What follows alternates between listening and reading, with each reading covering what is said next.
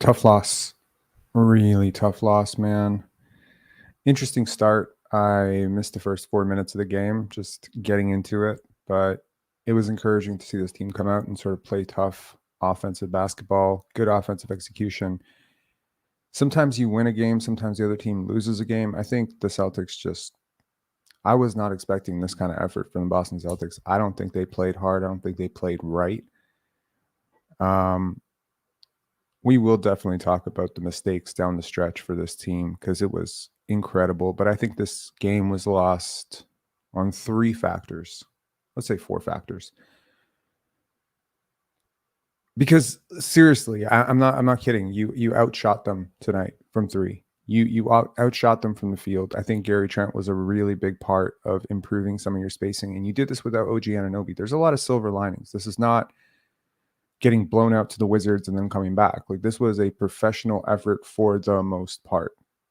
So where was it not a professional effort? Sometimes you just get outcoached. This was Darko Rajakovic getting significantly outcoached. So many places where there were mistakes here, man. I understand the preaching of the kumbayas and the, we believe in you stuff, but man, at some point you gotta lay the whip. You gotta put the hammer down. You gotta breathe some toughness into your team. Everyone isn't Malachi Flynn. Everyone doesn't need to smile. Sometimes people, need to hear the truth. And sometimes the truth is you suck right now and you need to play better. If I was the coach, here's what I wish I could have done in that moment. I wish I could have pulled Scotty Barnes aside in the second quarter and said, wake up, bro. Like, you are sleepwalking out there. I wish I could have, pulled Jakob Poeltl and given him a Red Bull at some point and said, you need to play with more force. You cannot play this, sorry, right? I don't know what's more frustrating, watching this game kind of slip away or listening to Matt and Jack, fanboy over Pascal Siakam, man. He played a decent game today. He played his own game. He played the way he wants to play. He played exactly. And you know what? Credit to him. The Celtics did not do a good job of guarding Pascal Siakam tonight at all. When he had Drew Holiday on him, yeah. But when he had Jaylen Brown, dust. I think the second quarter, that shift was just, it was terrible. I mean, it was 32-26 after the first quarter. And I swear to God, as 30-32 hit, I was like, this is a blowout. The energy to start that second quarter was like a team that was playing the Washington Wizards again. And you can't do that, home court or not. The vibes on this team are so bad. It's so bad, man. The body language tells you everything. The body language in the pressers, the body language in the scrums, the body language in the huddle, the body language on the court. I have never seen a team in my life raise their hands up one to the other player and just ask, what are you doing? I've never seen it this many times. These are players that are just completely disconnected. It's just insanely disconnected. Steve Stevens saying Darko bench Siakam the whole second quarter. Oh, are you a disciple of Jack Armstrong? Yeah, that's great. Yeah, who told you to pick up 3 fouls in the first quarter, bro? Like, this is a two-way street. You know, Siakam's done this a few times where he gets in foul trouble like really early. He's done it in the playoffs a few times as well. Like, you have to be a smart defender, and he is so not accustomed to defending properly that, you know, when he actually wants to defend, he often becomes very foul prone. He used to be very foul prone when he was a rookie and second year player. I think Pascal Siakam put together one of his better games of the season for sure. But you are not going to win a game where Dennis Schroeder is your leading scorer or your leading shooter or your leading shot attempts guy. Let's take a look. John Turner, those fouls were BS.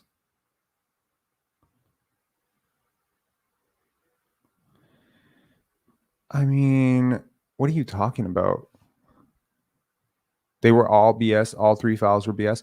I mean, yo, like, if you're a coach, you have your star player with 2 fouls. You know that he's prone to doing this. Pull him out. Save him from himself. You know, that's bad management. The second quarter, that entire lineup was not working. You needed to inject a starter into that unit. The Scotty and bench unit has bled for you, but you know, sometimes it's been the unit that's carried you back, right? So it's not like you had historical data to suggest that that unit would necessarily struggle, but it was obvious from the first minute of the second quarter that they were struggling. So you need to make a change. You need to call a timeout. You need to, you know, adjust something. And if they're not going to play, then okay, put Gary Trent back in. Let's have, like, I mean, the Grady minutes were abysmal. I think we've all been very, very patient with Grady Dick so far. And I'm holding my tongue a little bit as well, because I know that being 19 years old in the NBA and playing on a team like this is not going to be easy for anybody. There aren't a lot of easy shots. But man, whereas in the first few games, I didn't really have too many questions about his decision making, tonight I had a lot of questions about his decision making. I appreciate his toughness in trying to attack Kristaps Porzingis at the rim. He might lead the league probably in tipping rebounds that he doesn't grab. Just grab them, bro. You got to grab them. I have no doubt. Well, I don't say no doubt. I have very little doubt that at some point in the next year, you guys are going to see a better Grady Dick than what we're seeing right now. It's not going to be this sorry forever. But yeah, it has not looked good so far, man. And you can't keep playing these lineups with Grady and Malachi if they're going to play like this. Now, people are going to say Malachi had another bad game. I don't think he had a bad game. I think he had an average game. It was a pretty average game. He had a tough shooting night. Jaden saying Achua did relatively well. Yeah, I think he played okay. The big blunder, of course, in the fourth quarter, you know, you pull Scotty out, right? He's just starting to get rolling, right? Like, and this is his time. Like, fourth quarter is Scotty time. And really, you pull him out, and then he's just sitting at the table, and I'm just watching it. Like, and you're just letting him sit there. You have a foul to give. You have a timeout. You could just get a foul. Like, you need to get him in the game. You got Precious Achiuwa on the court, and he's very error prone, and he's not anywhere near the player Scotty Barnes is. You needed to get him in the game, and then you eventually get him in the game with like what, less than a minute, and then he's the guy who you get your first offensive initiation to. He's also the guy that ends up taking that three. I don't know if that play was designed for Scotty to get a three. So really, really tough. But you know what? Consider the alternative. Could have come out and just laid an egg. I got a feeling from yesterday's scrum that there's like some real disconnect on this team, man. There's a lot of like, I'm doing my thing. Ask the other guys what they're doing. I've always believed that attitude reflects leadership. I always have. Okay. Good teams are not led by coaches. Good teams are led by players. At some point today, I would like to explore the concepts of game within a game and culture building. I think those are very important concepts. But for now, we will open it up for some calls. We had Dell in there. Dell is gone now. We have Nassif, Lane, and Dell. How about we bring Lane and Dell on together, and we can just have a little conversation. What I would like to do is, just so these things don't go like, I don't know, 2 hours, I'd like to keep it to about 10 minutes for this conversation, and then we'll do a little bit of a deep dive into culture building, team building, and also game within a game theory. Okay, let's bring them on. Lane, Dell, how are you? Yo, what's up? What's going on, Lane? What's good? How are you guys doing today? Wish I could say I'd be doing better. I don't even know what to say about coaching at this point. I think I've tried to give it time, and I understand, like, we've been spoiled rotten. I mean, we had Casey, who was a top 10 coach when he was with the Raptors. Then you had Nurse, who was undebatably a top 3 coach in the league when he was with the Raptors. And he's probably one right now, if we're being honest, with Philly. And to come now I to don't a think so. rookie, I mean, He's the best it's coach all, in the league. it's all opinion based. I think early on what he's done with Philly is really. There's some objective analysis here. Like we're not gonna boot. Like I mean, what are we talking about here? Nick Nurse was like coaching Iowa Energy like not too long ago. Okay, like you're gonna put him over Steve Kerr. You're gonna put him over Rick Carlisle right now. For team performance this season in 11 games, Jesus I would say Christ. yes. Okay. I would say yes. I think he's unlocked another level of Embiid. Like, I mean, a guy who won the MVP last year shouldn't have, but he did. And I think he's unlocked his game another level. I think he's really put the confidence behind Maxey to take that next step. And now you're seeing, I mean, the past 3 or 4 years, freaking Tobias Harris was playing like Trevor Ariza. And this year so far, most Yeah, analysts he's replaced one of the worst coaches in the NBA in Doc Rivers. Okay, so I mean, he's doing with that roster what a competent coach should have done last year. Embiid is a really good player. Tyrese Maxey is unstoppable offensively. It's not insane. He's insane. He's so insane. Anyways, I'm not buying this whole like, oh, it's all on Nurse shit. Like I refuse. Anyways, Del, what are your thoughts, man? Honestly, I felt when I watched the game, one of the things I was hoping for from the Raptors this season, I don't know, it was going to take a while for me to get if I end up getting it this season, and that's for us to play a consistent 48 minutes. But I'm starting to think maybe it's more things than I had thought it was initially. This roster doesn't seem constructed for that eventuality, because even in the spurts where I see that we do well, the way it slips away, I've alluded to this before in previous lives, but the way it slips away for me, it's problematic because of that. It's not necessarily that I'm looking at it, I'm like, oh, this is terrible, but at least we tried to do this the right way. Things are happening that show like a breakdown between what either offensively, where we stagnate and we do what we used to do last year, defensively, where easy reads. I can't remember who it was, but there were two players that ran into each other that led to an open three. This might have been the second or third quarter.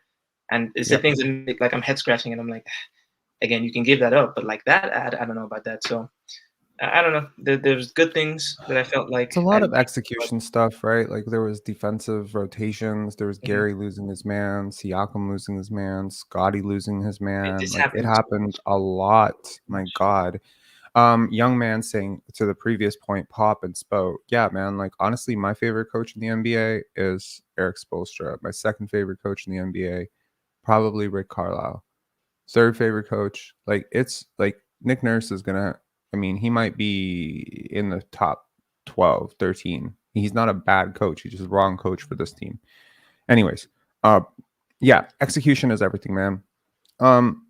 Actually, you know what? Instead of ranting about the game within a game myself, I'm curious. I mean, since you guys are both on, and I think you're very, very capable of discussing this. When I say game within the game, what does that mean to you? Ooh, chess and checkers. Sure. I would say, like for me, it's just like the little what one coach does and what another coach does to counteract that. Decisions they make to like change and manipulate the flow of the game. Those sorts of things to me, I would say. So I don't know if you guys have listened to the Knuckleheads podcast with Quentin Richardson and Darius Miles.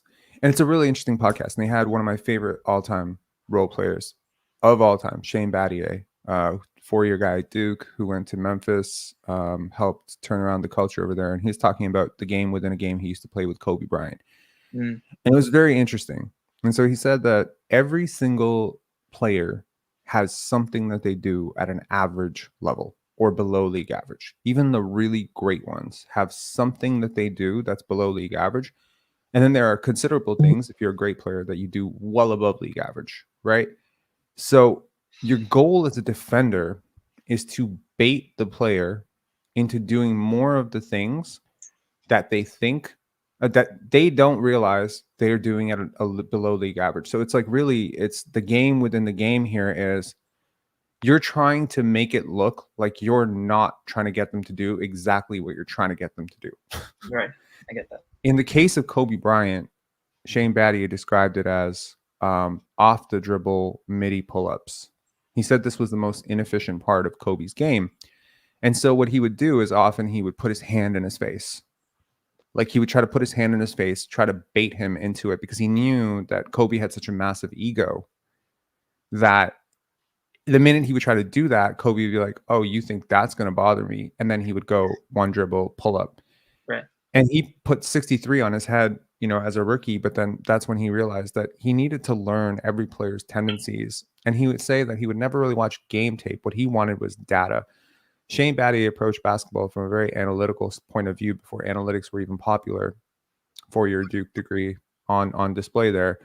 And he would say, like, I just wanted to know how often this guy turned to his left shoulder, how often he drew a foul on his right shoulder, how often he pivoted with his right foot, left foot, what his effectiveness was going one way or another way.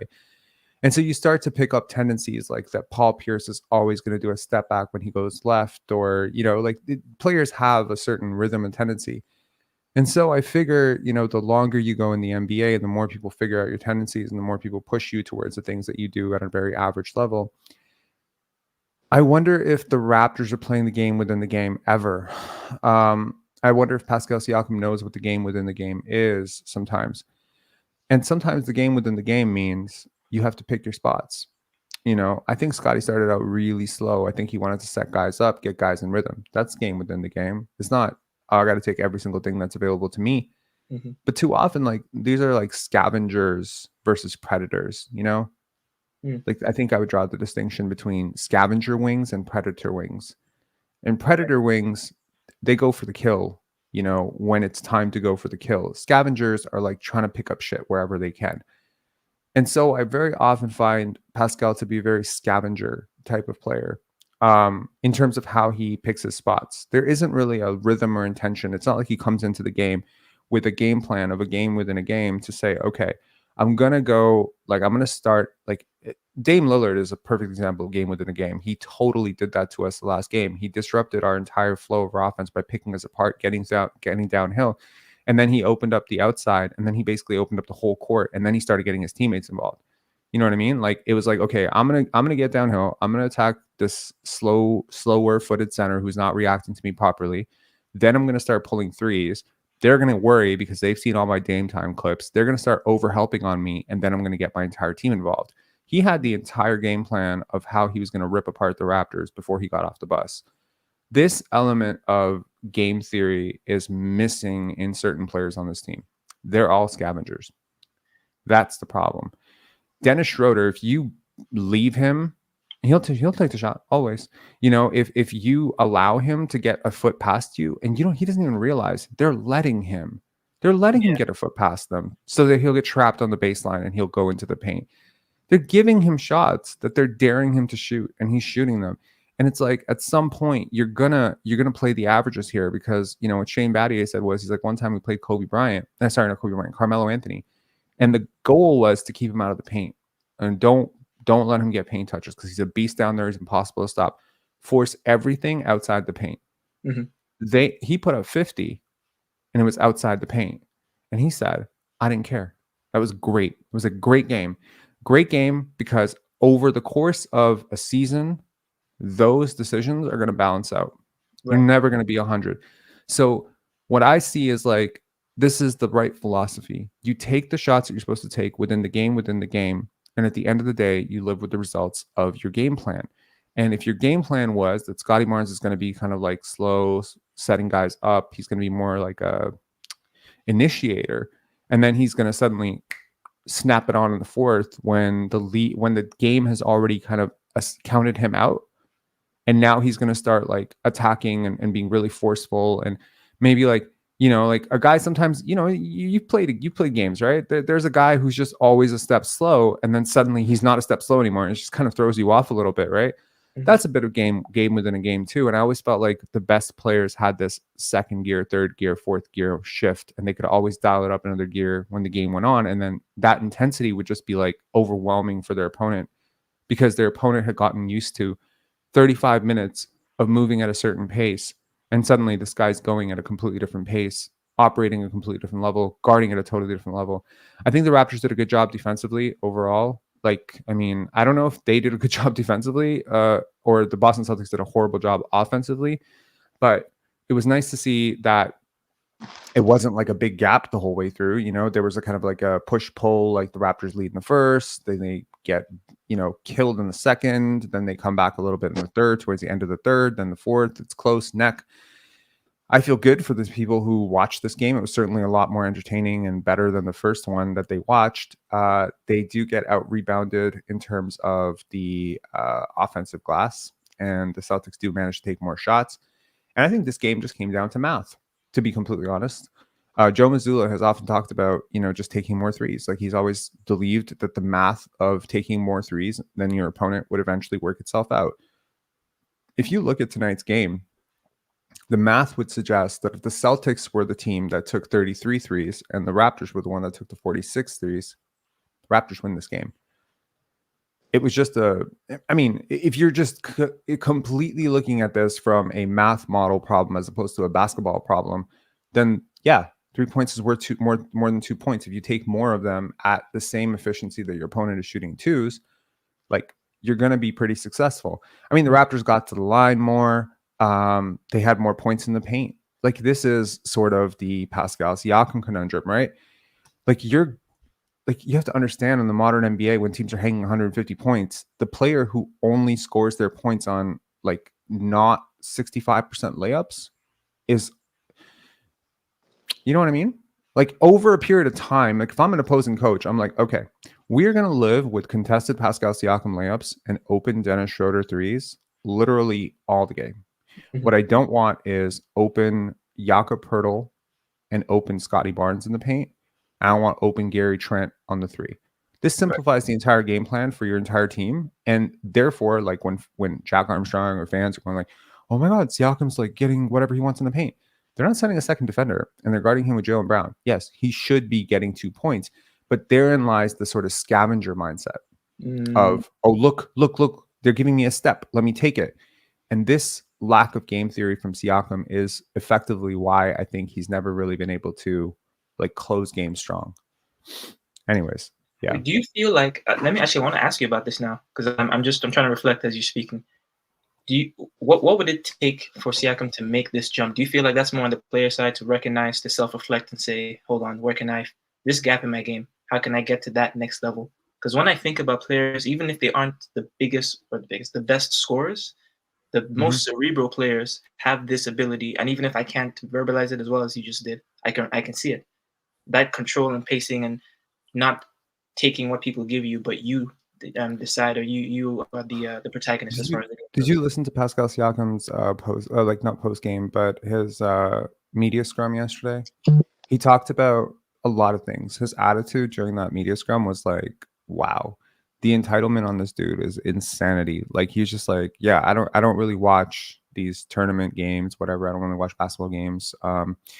This is the same guy who 25 games into last season didn't know the Sacramento Kings were good at basketball. Like I feel like my girlfriend knew the Sacramento Kings were good at basketball. You play in the NBA. She doesn't know what basketball is. Like, what are you talking about? So this lack of watching other teams immediately to me is like, you don't study the game. You study your game, you study your moves, you study skill, but you don't study like other teams and how they play, which is not a surprise to me at all. He says, you know, like the games are just the games, you know, it's not my job to comment on whatever. I suggest anyone go listen to that and just read into the body language as you will. I think the body language on it was piss poor as hell. And if I had $1 for every time Pascal Siakam said, this is not my job, I would have $1 billion, because literally anytime he's asked anything other than putting shots in the basket, like I can't even imagine coaching this guy. Like setting screens, not my job. Boxing out, not my job. Like I don't want to rip the guy because he played well today, but I'm so frustrated listening to Jack Armstrong and Matt Devlin talk about the guy like he's peak Michael Jordan. Like every time he's not on the court, oh, this is what happens when Pascal Siakam's not on the court. He comes back, he scores 2 points. Well, certainly helps to have Pascal Siakam on the court. Yeah, man, he makes fucking nearly $40 million a year and he's all NBA. Like, what do you want? Like, what are you fanboying over, bro? Yeah. Like, you could, like, I've never seen an announcer team like celebrate a guy's 23 points before like this in my life. When they are career average, like over the last 4 years, this is an average game for Siakam. This is a below average game for Siakam. Historically, like you compare this to his averages last season, he's below his averages on everything. What are we talking about here? Because he attacked, a one-on-one matchup. Like he did his job tonight. You were close tonight. I think a lot of people are going to draw a conclusion from this that the Raptors are much better than they are because they didn't have O.G Anunoby. And look, we played this team close. I think the Celtics did what I didn't think they were going to do, which is I think they took the Raptors very lightly. And the Celtics turned it up a little bit late in the fourth quarter. You felt the intensity shift. Drew Holiday, suddenly like Drew Holiday's guarding Pascal Siakam, and suddenly the same thing that was working before isn't working anymore because you can't do it against Drew Holiday. And that's just the deal, right? Like, so I look at it from a long-term sustainability perspective. Like, the playoffs are different because every possession counts more. And so in the playoffs, if Pascal Siakam is your best player, then Drew Holiday's guarding him the whole game. He's not guarding him in the fourth. He's guarding him the whole freaking game. So I feel like the Boston Celtics kind of played around with us a little bit, and they almost, got burned for it. Maybe they played with a little bit of fire. This is a really immature effort from the Boston Celtics, but yeah. Lane, any thoughts, man? Yeah, I don't know. I just feel like I'm so pissed off at the coaching because as a coach myself, like if, for example, if I have a bunch of guys who maybe aren't the strongest for baseball, if I have a bunch of guys that maybe aren't the strongest high on base percentage guys, you know what I'm doing? I'm getting them on base and I'm playing small ball. I'm moving them over. We're stealing. We're playing fast. But if I have a bunch of guys that are big and they're gap power guys and they're going to put the ball in gaps, guess what we're doing? We are playing the long ball game. And I feel like we're trying to make our players guys that they're not. Like Scotty Barnes is not Clint Capella. Pascal Siakam is not Al Horford. Why are we playing these guys like they're something they're not? Like, why is Scotty playing predominantly center and setting screens and lineups? Why is Pascal Siakam standing in the freaking corner like a prostitute, hooking up 5 threes a game? It doesn't make any sense. And then it almost feels like, oh, that's what Point Scotty looks like, or oh, that's what Pascal Siakam attacking the defense looks like. And then we just like fell in love with it because that's literally what the game should fucking look like. Instead, every time one of them has a somewhat decent game, we overreact to that somewhat decent game. And then when they have a poor game, I don't even know what to say. I literally don't even know what to say. I've never seen your two best players be more misused and mismanaged in my entire life. Like, it's so easy. It's so easy to just make your starting lineup fully healthy. Scotty, Trent, OG, Siakam, Poeltl. And we would be so much better for it. Like, put Scotty at the point, put Pascal at the 4 full time, surround them with shooters. I don't even know what to say. I'm ticked. I think the ideal 4 for this team is honestly O.G Anunoby. So really, people often talk about Siakam, Barnes. I really don't think that's the debate anymore. I think the debate really is OG, Siakam. And OG is like a lot less disruptive, but a lot less dynamic, better defender. I think his game would be so much better as a 4. He doesn't give up anything on defense as a 4, but he gets so much back offensively. He doesn't have to beat guards off the dribble. He can be a little bit more of a hang back defender. He can be more of a rover. He can get more steals. He can, help a little bit more from that position. I think, even offensively, I think the only problem is like you don't have a perimeter defender on his level at all who can guard, smaller players when Dennis is struggling. But I thought Dennis really applied a lot of great pressure today against Drew Holiday. I liked it. I think he'd be better as a 6-man though.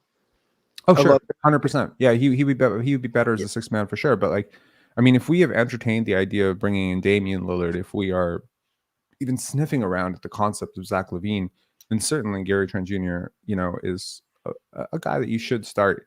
And you definitely should start him because ultimately he has been ass off the bench. Yes, He just absolutely has. Like, he's just terrible. been really much better as a starter. He was much better tonight. I think he was a really big part of how much space the Raptors had to operate. And again, this is without OG. His So whole career, his literally whole freaking career. Like you could literally separate the stats, game stats, box score stats from off the bench and starting. And I promise you, there's like so many outliers. It's not even a coincidence. It's just factual. He's just one of those guys where he comes off the bench and he plays passive, but then when he's starting, he's a little bit more aggressive. And you can tell tonight he wasn't 100%. I really think that it would have been a lot better if he was 100%. Maybe midway through, late in the fourth quarter, he would have been a little bit more assertive. But I mean, still, like the difference is night and day. Like you probably have like what 75% healthy Gary Trent Jr. out there tonight, and you just see the difference. I mean, it's glaring. It's literally glaring. Like you don't even have to look at analytics for this. Like it's eye test. It's eye test stuff. yeah, I mean, Gary was plus 14. He had 14 points, 2 rebounds, and assists in 31 minutes. I think he played a really fine game. I know he shot below 50%, but he got to the line 4 times. Yeah, like Pascal Siakam, 11 for 16, really efficient scoring night. 5 fouls. He was plus 17. He had 23 points, 6 rebounds, 5 assists. Scotty, like, I think he had a horrible game. That's no nice way to put it. I just didn't like his game. Scotty's bad games, though, are the same way Pascal's bad games are. Scotty's bad games are when he's being misused. Pascal's bad games are when he's being misused. No. Yeah, I don't buy that bullshit. First of all, Scotty's bad games are much better than Pascal's bad games. They Number are, one. but they're both when they're being misused. Like when you're using Scotty as a roller and a screen guy, it's when It's up to him. I'm sorry. I watched this guy. Like, no, I think like I can't say about the rest of the game for sure. Like the first, quarter, I knew he was going to kind of come out and try to set his guys up and not be too offensively assertive against this team because you don't really want to flash too much too early against a team that is going to just pick up on your tendencies. And you're just not in a place right now. You're not Michael Jordan. You're not Kevin Durant. You don't have like an endless bag that you can go to when they adjust. So Scotty is going to have to, ease himself into this game. But the second quarter, once Pascal Siakam picked those fouls up, he needed to be way more assertive than he was. He needed to pick up the pace. He didn't. He was last guy up the court offensively, like jogging. It was a horrible like stretch of basketball for Scotty Barnes. And it had nothing to do with not having the ball or being misused. He was just sorry. I'm sorry. No, I like agree. I agree he with was that. bad. His On that, defense was lazy. He didn't box out. He missed assignments. He wasn't rotating. He wasn't communicating. It was just for one fucking quarter. He just checked out mentally. And I was like, yo, we are in trouble if this dude is going to do this tonight.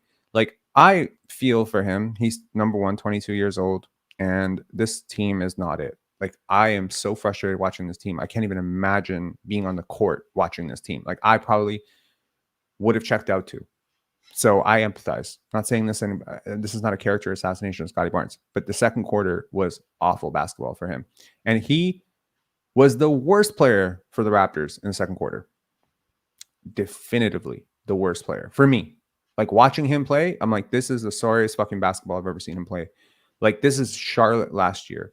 Differences, Charlotte last year wasn't a in-season game. Charlotte last year was not a game the team really needed you. So fine, coast, whatever. But defensively, offensively, like I was looking for like 8 minutes. I'm like, bro, show me a pulse. You have a pulse, Like your team is up at home. You're at home. You're in the midseason tournament, whatever. I understand he doesn't give a shit about the midseason tournament. He doesn't, probably he doesn't care about the money. He's kind of been on record saying that. But yo, like professional effort, man. Like you are this close to being crowned, king of Toronto, and you're gonna give all your fucking haters. And this is the problem, right? Every player has these games. Every player. If I watch Jason Tatum, Shai Gilgeous-Alexander, if I microscope every star player, they all have a quarter like this. But with Scotty, because he plays in this fucking stupid ass fan base in this stupid ass market, he can't have these types of moments because people are literally waiting to assassinate this dude. And it's so stupid because it's like you have these really biased commentators who make it so easy to, right? Like Pascal Siakam has been at best your fourth best player this season. Okay, at best. And that's being me being very generous. Okay, that's an 11 game sample. He's been fucking awful. I have never heard like the level of critique about him the way I did about Scotty last year when he was doing this. And Scotty was never this sorry. Scotty was never this sorry. He's never this overpaid. So, but the minute Siakam just flashes 20 points, you know, we're just going to ignore the fact that what happened last game. We're going to ignore that. We're just going to ignore that. But if the difference between them ever stretches to like 20%, people are like, see, told you. See, told you. This is a bum. This is a star. People see what they want to see. Always. They always want to confirm what they already think to be true. So it's like right now, I've been on record like 100 times saying Cade is fucking overrated as hell. The minute, I swear to God, the minute this guy, and he's having like a season from hell. He's like -6 box plus minus everything. 11, 12 games. His team has lost 9 straight. I'm pretty sure. Hang on. Let me see this. Yeah, they lost again tonight. 9 straight games. They're so low. They're not even on this. Let me pull the comment off. Here we go. 2-10. They are so bad. But I promise you, I will promise you that if tomorrow, somehow, I don't know if they face the Denver Nuggets. Let's say they face the Denver Nuggets and Cade has 30 points on 27 shots and they win. The entire league will crown him as the best player in the 2021 draft. One game. That's all it would take. Because it's something they already believe to be true. And it doesn't matter. So Scotty leading this huge comeback against San Antonio or Milwaukee or whatever, it doesn't matter because it's not what you want to be true. No, what you want to be true is that Cade is great. What you want to be true is that Pascal is great. You're not going to see how he's being covered. You're not going to see, how the opponent is playing him. You're not going to see him choking up the ball. You're not going to see the fouls as his fault. If you're a fan of his, you're going to see the fouls as conspiracy. You're going to see his, like, Siakam, basically, you know what it was? Scotty Barnes in the second quarter did exactly what Pascal Siakam did the first 6 games. Exactly. He wasn't boxing up. He wasn't rotating. He wasn't getting up the court in time. He was looking passive on offense. He was being disruptively passive. That's what the best way I would put it. There's being passive, and then there's like you're still making quick decisions. You're still cutting with force, and then there's disruptively passive. Like you're just not there. It's like the team has to play 4-on-5 with you. I felt too many times that was happening. Could it be protesting that he's not getting the ball? I don't know. Could it be protesting that this offense is dog shit? I don't know. But the second quarter versus what he did in the third quarter was totally different. He had a different intensity in the third quarter. He was more intense in the first quarter. That second quarter, though, you have to look around and be like, I'm the only starter out here. I am my team's hope. If I don't do what I need to do right now, this entire lineup is going to fucking tank. And I'm playing the best team in the East. That's just situational awareness. So I'm just saying, like, I mean, call it what it is. If I'm going to call, Pascal Siakam out, I'm going to call Scotty Barnes out for doing the exact same thing. This was exactly like Pascal in game 3. Exactly. I just wish he had the ball in his hands more. I really do wish Scotty had the ball in his hands more. He's a point guard. I mean, especially in the second quarter, it like I said, it's just mismanagement. It's mismanagement across the board. I mean, you're playing these guys like they're players that they're not. Like, you're not going to all of a sudden change who Siakam is in year 8. You're not going to change who Scotty is because he's been doing this his whole career. Can he play some small ball center? Hell yeah, he can. He's strong as fuck. Dude, if I got in a fight with that guy, he'd beat the shit out of me. He's so strong. Yeah. However, he's not a center. He is not an NBA center. He is a point guard. He is a point guard. Put the ball in his hands. Let him work. It's the same thing in, like, the third quarter. When Pascal was kind of out there with the bench lineup, you see the game slow down and he plays his way, just picking apart people. There was one point where he just lulled the Celtics to sleep, passed it right out to Malachi, bam, 3. And he does that so often, and Scotty plays the same way. And it makes me wonder, because I feel like every game we've had success this year, it's been when we almost play slower through Siakam or Scotty and then kick outs and cuts to the rim. We're not playing the quote-unquote 0.5 offense. And I sometimes watch the Raptors nightcap shows. I mean, they're kind of awkward at times because the host is an idiot. But they had Jama on. And I watched that one for Jama. And they were asking him, like, what is 0.5 offense? And he's like, it's really not traditional what you would think. It's more like finding your mismatch. Yeah. And now it makes a little bit more sense to me, because when you play at a certain pace and you find that mismatch, that can be that 0.5.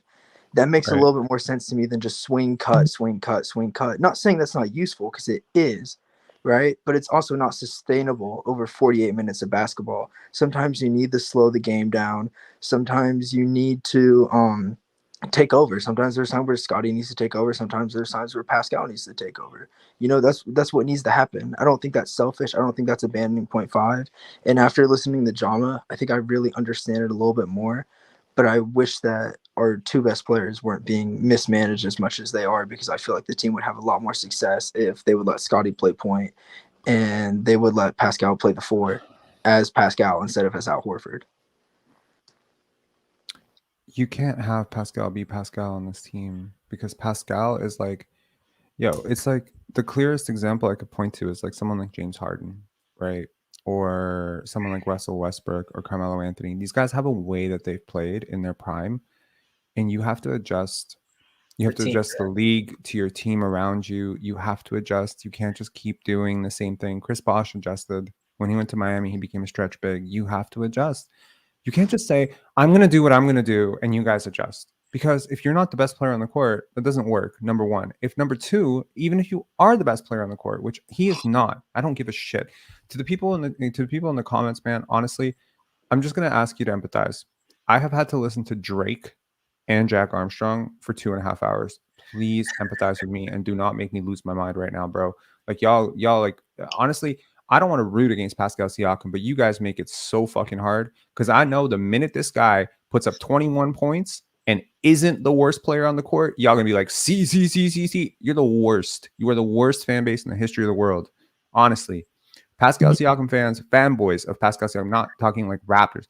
Y'all are worse than Fred fanboys. I feel like you're the same people. I swear to God, it's like every Fred fan group literally just turned their fucking name to Pascal fan group. You can have a good game, but stop gassing it up like this. Like, you know what I mean? Like y'all fucking like talk about him like Michael Jordan because he put up 39 points against the Wizards. Like, shit, man. He is an all NBA player in his prime. This is what he's supposed to do. He's paid $38 million a year. He has the keys to the offense. What are you fucking expecting of him? Has he set the bar so low with his fucking 11 points that you're like, oh man, every time he has 17, look at P go. I understand y'all want to root for this isolation basketball. I would not want to play pickup with anyone who's a Pascal Siakam fan, because y'all freeze out everybody. You don't probably move. You fucking suck. Like, this is what's wrong with basketball. The way Pascal Siakam plays is like a really dumb version of how James Harden plays. Like, James Harden is a cerebral decision maker, but James Harden can't do shit when he doesn't have the basketball. He won't move. He won't cut. He won't do anything to help his team when he doesn't have the basketball. What was the quote? I'm not a system player. I am the system. Yeah, but Russell Westbrook, there's a different level to this. At least they see the game like in a different level than Siakam.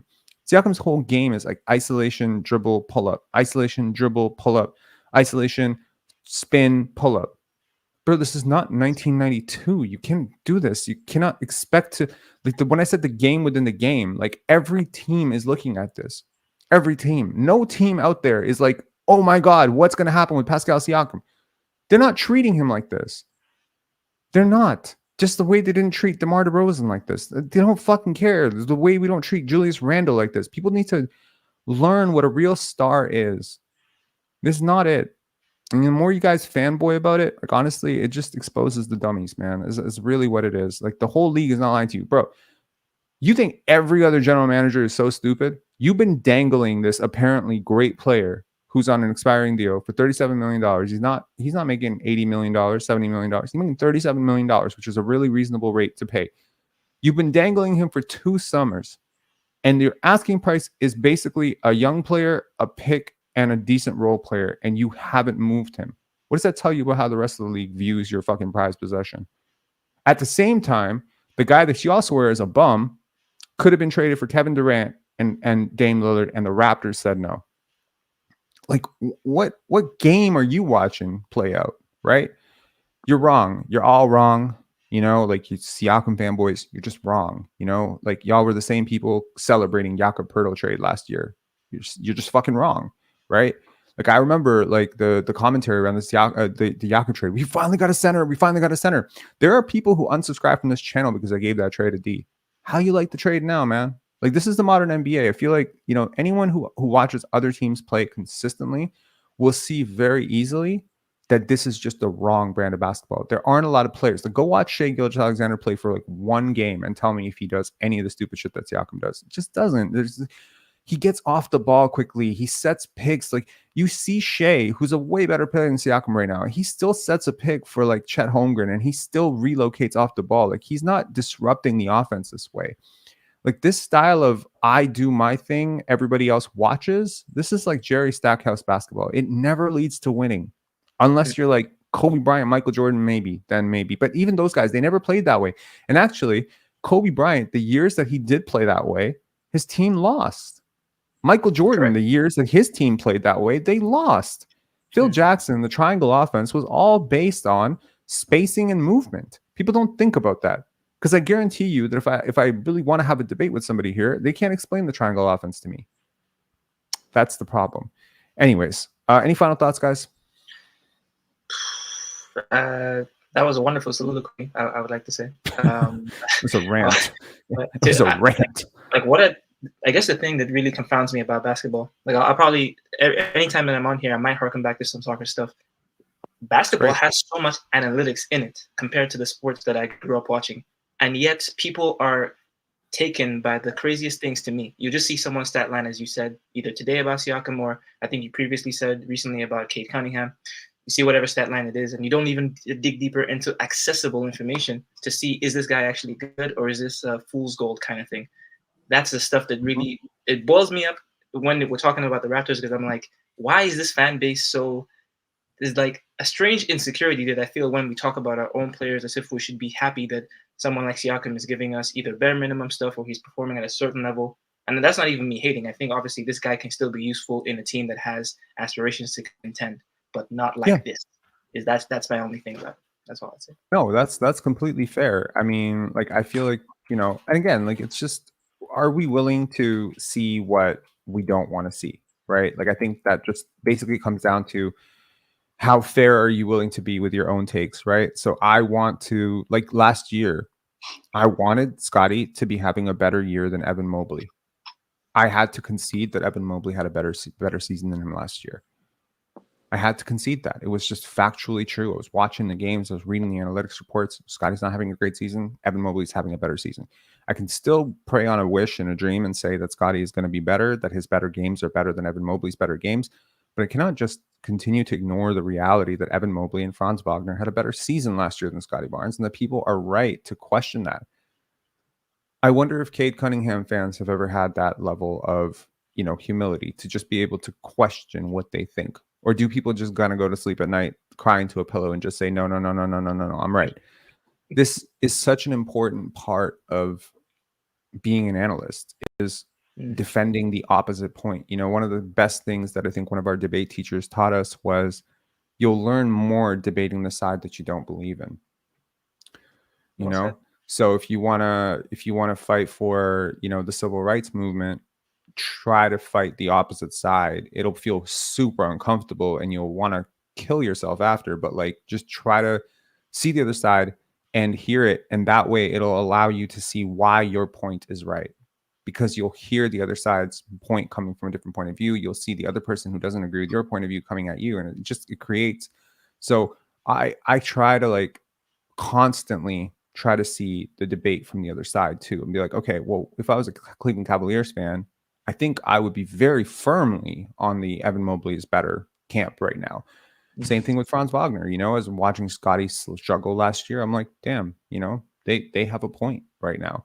So this is important. This is a very important thing, you know. So to the Siakam, you know, hype boys out there, just try to consider, you know, that maybe you don't have what you think you have in him.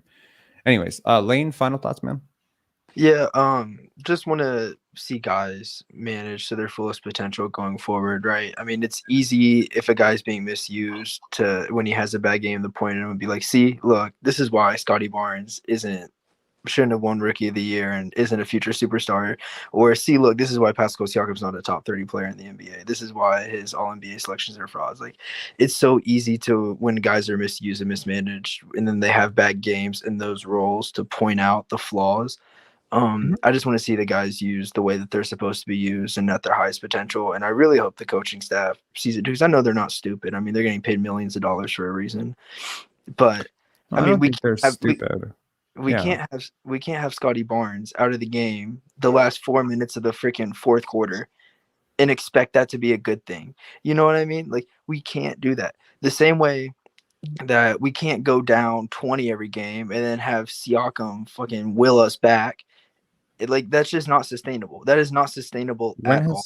Are you talking about the one time that's happened? Probably the past 3 out of the last 4 games. It's at least gotten Pascal, close. you think Pascal Siakam has willed us back the last 4 games? Did he Not will the us last back 4. from the bench the last game? Not the not the Bucks game. 3 of the last 4. So the Wizards game, this one, and shit. What was the game before? We were like down 20 then too, and then we had a little comeback. It's just not sustainable though. It's not sustainable to use our guys. You mean no? He did not will you back against the Boston Celtics. He did not will you back against the Bucks. He willed you back. Third. Hold. Okay. He will, but and I mean, not like, calling him a super, even the calling him a concept superstar. of like, but see, here's the point, man. Like, you're. We're not calling him a superstar. We're just saying, like, him on the court was very different than him off the court. And I think everybody can agree with that point. Like, tonight, Pascal Siakam on the court was, in the third quarter, was such a difference maker compared to him off the court. So much of a difference maker that the first few minutes Are of you the fourth listening to quarter, the Raptors broadcast too? Like, No, are you listening to another broadcast? I was listening to Bonner and Scalabrini. Okay. Yeah. So here's the yeah, thing. it was fun. I love people who like to lean on eye test. So I want to show you why your eye test is lying to you. And I want to prove it to you. I want to definitively prove it to you. And I need to prove it to everybody, because I am so sick of this commentary about Siakam being this player that he's just fucking not. And I just like, it feels like a person who's staring at a tulip and having everyone say that's a turnip. Like, what are you guys watching? Okay. Box plus minus is a very analytical way to look at impact on both sides of the basketball. It impacts per 100 possessions. Now, our eyes do trick us. So there are certain times when a player goes on a run when their team is kind of struggling. And like, for instance, like the psychological bias of when you miss 6 shots, right, in a row, the player who hits the first shot after 6 straight misses, you will feel that make more than if they had hit it after 2 misses. Does that make sense? Yeah. Okay. So the psychological bias of when an offense starts to crawl and one person decides that they are effectively going to will themselves, whatever, that doesn't track with box plus minus at all. It doesn't track with most analytics. It actually, if your offense is struggling and you're a part of the struggle, it will factor that. So here are the box plus minus leaders. I don't think anyone is surprised by these players. Nikola Jokic, Tyrese Halliburton. These guys have been incredible. They make their teammates better. Steph Curry, right? Joel Embiid, Shai Gilgeous-Alexander. This is not a terrible sample of great players who are all in the MVP running, right? You have guys like Luka Doncic at number 9. You have Scotty Barnes at number 10, Tyrese Maxey 11, Kristaps Porzingis 12. LeBron James 13, Derek White 14. Might surprise some people, but you just played him tonight. He hit that big 3 against you. He's underrated as hell, and he's good. Domantas Sabonis 15. CJ McCollum, a small sample size, but he played well. And it also depends on who your backup is to some extent too. But I will tell you, where is Pascal Siakam here? I am 60 players down. Where is Pascal Siakam? I'm at Tobias Harris, Damian Lillard, Dario Saric.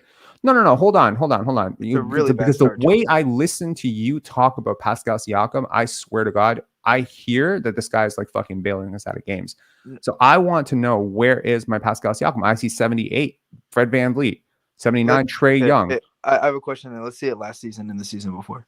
Please show it to me last season, the season before. No one's going to say he hasn't had a really bad start to the season. He's at 113. Yeah. He's had a terrible start to the season. He's also being misused. Like Scotty Barnes. What is the point of, like, okay, bro, like if you have a guy, let me say, like, for instance, let's say Jakob Poeltl was a 3-point shooter who couldn't shoot threes, right? And let's just say that Jakob Poeltl was the worst 3-point shooting center in NBA history, right? So when he comes to your team, do you just allow him to shoot threes because that's his game, or do you have to ask him to change his game because his game doesn't fucking work? Like, you can't, like, and you wanted to see last season. Well, where are you expecting Siakam to be last season? I would say top 30. Yeah, he was around there, top 30. Yeah, like no one's calling him a superstar. He's a second option on a championship. But he is not like what? But why are we pretending that he's not one of the top 20 paid players in the NBA? He is. He's paid. Yeah, like, but that number's going to and change. he's in his prime. So the players ahead of him on those lists are actually a lot younger than him too. Shea's younger than him. Luka's younger than him. You have to factor that in. You have guys like Tyrese Halliburton. Like, there's much better supporting cast. Much better supporting cast, and that helps. Oh my god! Helps. Like, I could use the terms Cade and Scott and Siakam so interchangeably. It's not always the guy's fault, bro. Like, if you have a leadership responsibility, you have a fucking job. You have a job. He's had terrible games. Stinker games. Siakam has. He's probably been the 5th, 6th best player on the team. No one is not saying that. I'm just saying. But you are kind of alluding to that. I'm you not. Are. What is it's so simple. It's simple. Like, two things can be true at once. You can't win with him playing the way he wants to play. Do you not see that? Do you have like some incredible playoff track record from the last 4 years that you're going to point to and say like, oh my God, this is what the offense looked like? You won the only playoff series you've ever won with this guy as a number one option in spite of him. He played terribly against Brooklyn. You have never won a playoff series in 5 years. Bro, I listen to people talk about like Chris Bosh this way too. He doesn't have help. He doesn't have help. He doesn't have help. Turns out he was the help. Yeah, Pascal Siakam doesn't have help. Pascal Siakam is the help. He's not a number one. Like, no one's not debating that. Like, he's a 2 or 3 on a championship team. Okay, so running him out as a number one option doesn't make sense when you're telling me he's the 6th best player on your team. So at the very least, you have a player who has a talent level to be a number one option. Why would you run the ball through a guy that you think is a 3rd option? This is like running. This is like if you had Alperen Şengün on your team, this would be like running the offense through Dylan Brooks. Yeah, but I never said that though. Scotty should obviously have letting him play his game, but him playing Scotty play their game. But if Scotty has the ball, he's not doing shit. He won't space for him. He won't move. He won't cut. What the fuck is he doing if Scotty has the ball? Okay. I think we're arguing the same point, and it sounds like we're going against each other. We're arguing the same point. We are arguing the same point. I agree. His effort needs to be better. He's had a shit season so far. Rebounding, cutting, spacing, setting picks. Terrible effort. But you're also playing like, two things can be true at once. You're also playing the guy in the wrong role. It's the same thing of Scotty. What's his role? I need to ask. What is the role? What is the role of Pascal Siakam? Watch everything from 2020, 2021, 2022. That losing season. No. That was a 47, 48 win season. Because of Siakam? No. Not because of Siakam, but he got to play his role. Oh my God. What the fuck is his role, bro? What is his role? I want to know what his role is. His role is what? First option isolation scorer? No. What's his role? Slashing to the rim, creating off the dribble. That's his role. This is the point that I'm trying to make here. You don't get to do that anymore. The minute you trade for Jakob Poeltl, these guys have to be able to shoot. And he has not made a single shot outside of the paint for 3 games. He has missed every. He can't. Are you kidding me right now? You're telling me that 30% 3-point. He's a 32% career 3-point shooter. I'm not trusting that guy to shoot threes. The 32% 3-point shooter shooting 32% is still better than a 46% free throw shooter, 2-point shooter shooting at the rim. And it's not about you, bro. It's not about you. It doesn't fucking matter that you make 32% of your threes. That's irrelevant. Make your 32% of your threes. Your offense will be better off for you shooting 32% from 3 because at least you will not be occupying the same space that your other players need. You cannot put together a lineup of Scotty. Like, everyone has this fucking casual ass take of like, oh, Scotty and Pascal, they need to attack the paint. What paint? What paint? You mean the paint that's clogged right now? The paint that has like 3-4 defenders? The paint that I often look at game tape and there's 5 fucking defenders with their foot in the paint. That paint? This is the NBA. Goes back to my point at the beginning of this about roster construction. We have the wrong team out there. There's no reason to trade for Jakob. There's no reason to trade for Darko. If you swap Pascal for fucking Andrew Wiggins right now, you're a better team. 100%. You're just not. Andrew Wiggins. You are. He is a better defender and he shoots threes. You know what, team defense improves. bro? Team Honestly, man, defense the last time I felt this passionately about a point was when Rudy Gay was fucking burning box scores, and I was like, wait till this motherfucker gets traded, and you will see the turnaround. It's the same fucking thing. He's better than Rudy Gay, but not like he's not playing better than Rudy Gay. And I'm telling you right now that like when this guy gets traded and you lean into motion offense, you will see the difference. And I promise you that. And he will fucking go and thrive somewhere else. I'm sure of it. If he goes to Golden State, he's going to be fine. If he goes to Atlanta playing off of Trey and DeJounte, he's going to be fine. If he goes to Sacramento and he's playing off of Fox, but in every case I'm talking about, he is not required to create space. Here, he is required to make space because there isn't space around him. Now, you can say that's his problem. That's not his problem. That's roster around him, Rob. Well, you know what? Two-way point guards who shoot threes really well don't come cheap, okay? And the one you had last year, he could barely contain at the point of attack. And this guy that you want to, support right now, he was the guy who was leaking out oil in the back line of the defense last year and not guarding a fucking soul, okay? In the first year, the game, the season that you referenced where he went all NBA, people really need to look at that season in like a real magnifying glass, okay? He gets a lot of credit for it, but he actually should get a lot of blame for what happened earlier on that season. They went 7-4 to start the season before he came back from his labrum, shoulder tear, whatever injury that he had. And it was a tough injury to come back from. When he came back from it, we were a top 10 defense in the NBA without him. We were winning games without him. Scotty hung 25-12 or 25-13 as a rookie in his second game against the Boston Celtics. This same Boston Celtics team without him, because he and Fred and OG had something going. It was working. It was working great. And then Siakam came back. Bro, we were the worst defense in the league for 5 games. We lost every one of those games. Masai Ujiri had to have a conversation with him. So at that point, you're now decidedly under 500. This has happened every year. And I don't want to be spending a game that he's actually played well talking about this.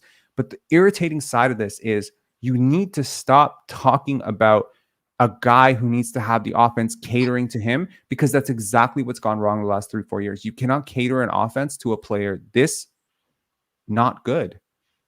Would you cater an offense to Domantas Sabonis? No, he's a part of it. You got to be a part of it. You got to buy in. This constant, like Pascal Siakam fanboys, people in his camp, they have convinced him that he is something that he is not, which is a primary option on a good team. I'm sure he wants to win. If he wants to win, he needs to buy in. And you know what? Buying in is what James Harden is not doing right now. Buying in is what Russell Westbrook, of all fucking people, decided to do when he decided to come off the bench for the Clippers to give them a chance. At some point, every team's success or failure is going to be determined by A, leadership, B, buy-in. Leadership is lacking here. And ultimately, I have to say, buy-in is lacking massively. Because if you're not playing the way Siakam wants to play, just like if you're not playing the way Harden wants to play, he's fucking useless. And that's not cool. Because you know what? Like today, I can say if Scotty Barnes buys in, you win. If Scotty bought in today to what was happening on the court and he was not dragging his feet in the second quarter, I think you win. If Siakam buys in to any of the first 7 games and he is just willing to do things for his team to be successful, the way Scotty bought in last year when he was relegated to 5th option, the way OG bought in when he was relegated to 4th option, you win. So really, you have every game, you have players who are just not buying in, or on the alternative, you have players who are playing in roles that are way above their heads, which is like Dennis Schroeder. 19 shots, deciding all power, and he doesn't have the vision to do that.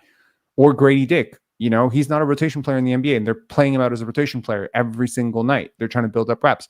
So that's the constant thing. You have no buy-in, no leadership, and you have several guys every single night who are playing above their heads. And I mean, if you look at the box score tonight, we played deep, right? And we played 10 guys. We always play 10 guys. How many guys did the Boston Celtics play? 8. Exactly. So are you telling me, development be damned. This is, for instance, like this is like, look at your starters minutes, 31, 35, 34, 32, 29. 29 is explainable because of Siakam's fouls. Look at their starters minutes. Where the hell is it? 37, 35, 35, 34, 36. I mean, that's the difference. They played their fucking starters like 4 more minutes than you. And I'm not even saying that would have made the be-all, end-all difference, but I think 6 more minutes to Scotty Barnes would have helped you in the second half. Yeah, for so sure. If you have to go to Scotty and be like, hey, bro, you're 22. You're going to play the whole second half. We need you. Yeah, we need you to play way better. That's great. Yeah, Respectfully, I think we're agreeing. I just think the only thing we may disagree on is I think that Scotty and Siakam are getting used wrong in some scenarios. Which I mean, like, I mean, like, we could sit here and talk about that for hours. What I Yeah. say, what you say, what anybody says Yeah. doesn't matter, because it's not like the coaches are listening to this or they're gonna abide by what we're saying. You know, it's just hearsay. Yeah. Okay, let's close this off. It's cool. Yeah. So Del, any final thoughts, man? We have 5 callers waiting. I'm sorry. This conversation just became very triggering for me because, like, I think what Lane is saying is what I hear a lot of Siakam apologists are saying, and I'm not accusing you of being a Siakam apologist. Yeah, you know, but I hear, I understand that you're like a lot more rational than that, but like it's the same talking points. He bailed us out. He's being used wrong, and I hate it because this is like you got to buy in, bro. Like you not him. It's going to be a trade at the end of the day, and like you said, I think it's It going has to to be. benefit both parties. Yeah, it will. It will. Pascal Siakam will play well, so his fanboys will have another fan base to go and irritate, and I think that they will be happy with how he plays with another team when he is not being asked to do something that's above his head, because this is above his head. Like the way that Scotty like picked apart like the Milwaukee defense, the way that he was able to bully like Brook inside, the way he was able to just surgically, like eviscerate the passing lanes. Like that's shit that's just not normal. Like that's superstar stuff. When I talk about superstar stuff, that's superstar stuff, Then there's, stuff that like a lot of NBA players can do, like Colin Sexton and Cam Thomas. And, if I was in Brooklyn and someone was telling me that Cam Thomas was the next Michael Jordan, I feel like I would feel the same way as I am right here, listening to people talk about Siakam. It's just not true. There is a gap. There's a big gap between like superstar talent and scavengers. Yeah. Okay. Thanks a lot for calling in, guys. Really appreciate it, Del, as always. And to both of you, I apologize if I got a little bit heated, and I apologize for talking so much. I definitely talked way too much here. That's okay. I appreciate it. You have a great night, man. Have a good night. Cheers. See ya. Okay, we got a loaded call up coming up. Oh my God, we got the Chad, we got JJ, we got Coach Mo, Sean, and Nassif. Wow, this is going to be a hell of a conversation. Briefly, give me 1 minute, guys. I apologize. Give me 1 minute to just briefly talk about culture, because I promised I would, and I want to. I'm just not going to read the comments anymore today because honestly, man, Siakam fanboys, bro, like he scores 20 points. Y'all just want to flood Pinsar basketball. That's cool. Do you. I'm happy for you. It's Friday night. Do you, right? You get it. I'm not reading shit anymore. So what I want to say is team building. I was listening again to that Shane Battier thing, and he talked about going to Memphis. And this is right when they had moved from Vancouver to Memphis. They were the losingest franchise in all of sports. Baseball, hockey, all the major sports, they were the team that was the biggest loser. And he talked about walking in after being at Duke and just feeling like this is very weird and unfamiliar to me. Like I'm seeing guys do things that I haven't seen in years because I've always won. And losing as a culture, losing as a habit, and this is a habit that the Raptors need to break because they built this beautiful culture with Dwayne Casey, Jama, Patrick, Serge, Kyle, DeMar, Dwayne Casey, like, all these guys, Norman Powell, like these are all parts of culture, and you can lose that culture very quickly. It takes a while to build up. Culture is weird. Like it takes a long time to build up. I think Amir Johnson is a part of your culture. I really do. I think, guys like Corey Joseph, these are guys who made small contributions to your culture throughout the year. And every single time, you're building culture up, everyone who comes into your building or into your program contributes something to it. Maybe they contribute a habit, maybe they contribute a tradition, maybe they contribute a truth. But ultimately, this is the building of culture. And so it starts brick by brick. And you have to start somewhere. With the Kings last year, it was, I think, with their championship belt. And I guess with us, it's our, like little necklace thing that we, chain that we hang around and win the day and new mantras. With Dwayne Casey, it was pound the rock, right? Like, I mean, these are all elements of culture. It takes a while to build culture. It takes very little to erode it. One bad trade, one wrong, person that comes into your locker room, one guy who's not ready to lead, who becomes your leader, and it just all falls apart, right? Every single person who was in the locker room last year watched Fred VanVleet bet on himself. Every single person last year watched Pascal Siakam be the highest paid player on the team and allow that to happen. When Shane Battier described showing up to Memphis, he said, we had a small group of guys like a really small group of guys, and they would almost all hang out together. And we would do the 2-a-days, and we would work harder, and we would stay longer after practice. And then there was a bunch of guys who were kind of on the fence, and they weren't sure which side they wanted to be on. Do they want to be on the, we're going to go to a club and hang out with some baddies, or are we going to, put in some extra time at the gym because that's the right thing to do because we're professionals? And so this grit and grind culture really started with 4 or 5 guys deciding that they were going to do the right thing when their entire team, entire organization, entire culture was doing the wrong thing. And over some period of time, even though they were winning 20 games and 28 games or whatever, they started to win more games. And as they started to win more games, those guys who were on the fence started to do things that the people who were doing the right things did. It starts with one person. All culture starts with one person having a good idea. Masai Ujiri, Bobby Webster, whatever you want to say, the leaders of your organization. It starts winning, winning, winning. Masai Ujiri mentioned winning like 48 times, 52 times in a press conference. The winning starts with culture, and you've lost your culture. I think this is why Nick Nurse was fired. I think this is why, Fred VanVleet is not here. I think this is why Pascal Siakam has been dangled in trade talks, because you are now looking to reinitiate what you had. And you're not going to get it back exactly for what it was, because Kyle is not here and DeMar is not here to build it up the way it was. But what you can hopefully do is learn from the past and do your best.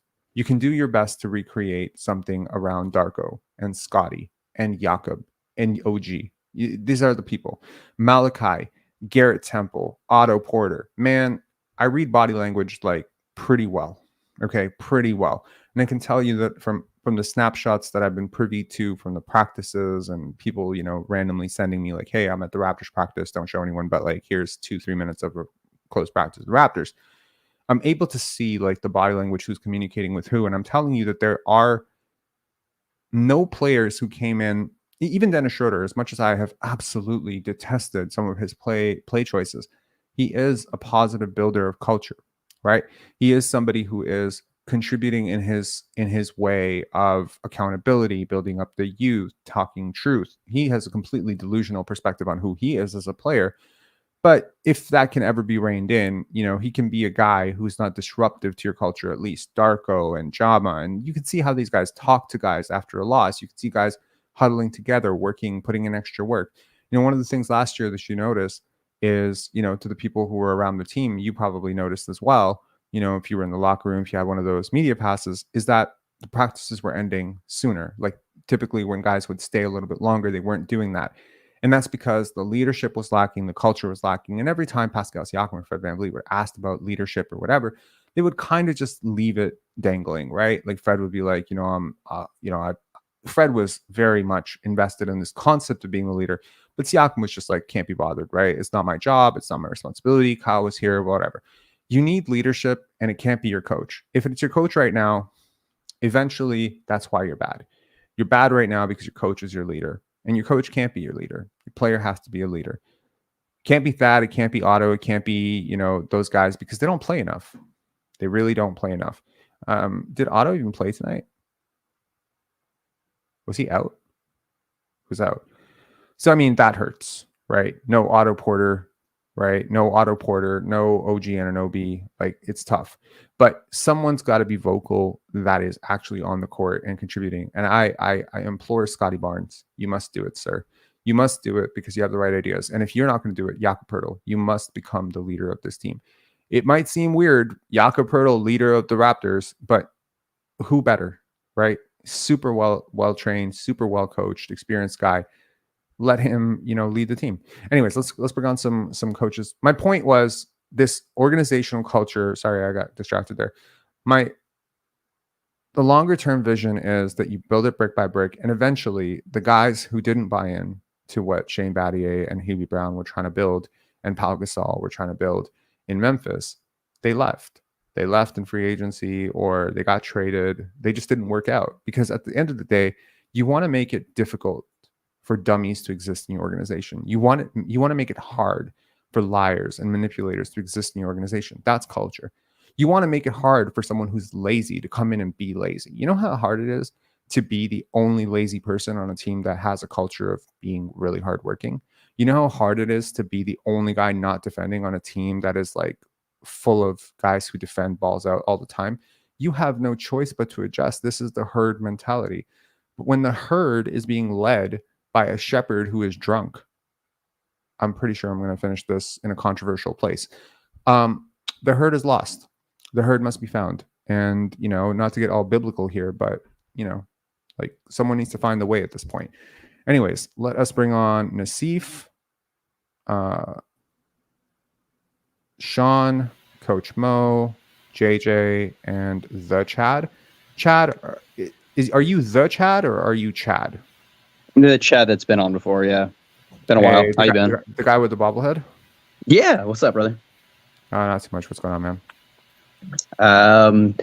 I wanted to, like, Pascal fans in general, I think, watch a little too much strictly Raptors games and maybe should be introduced to some Pacers, some OKC, some fast movement,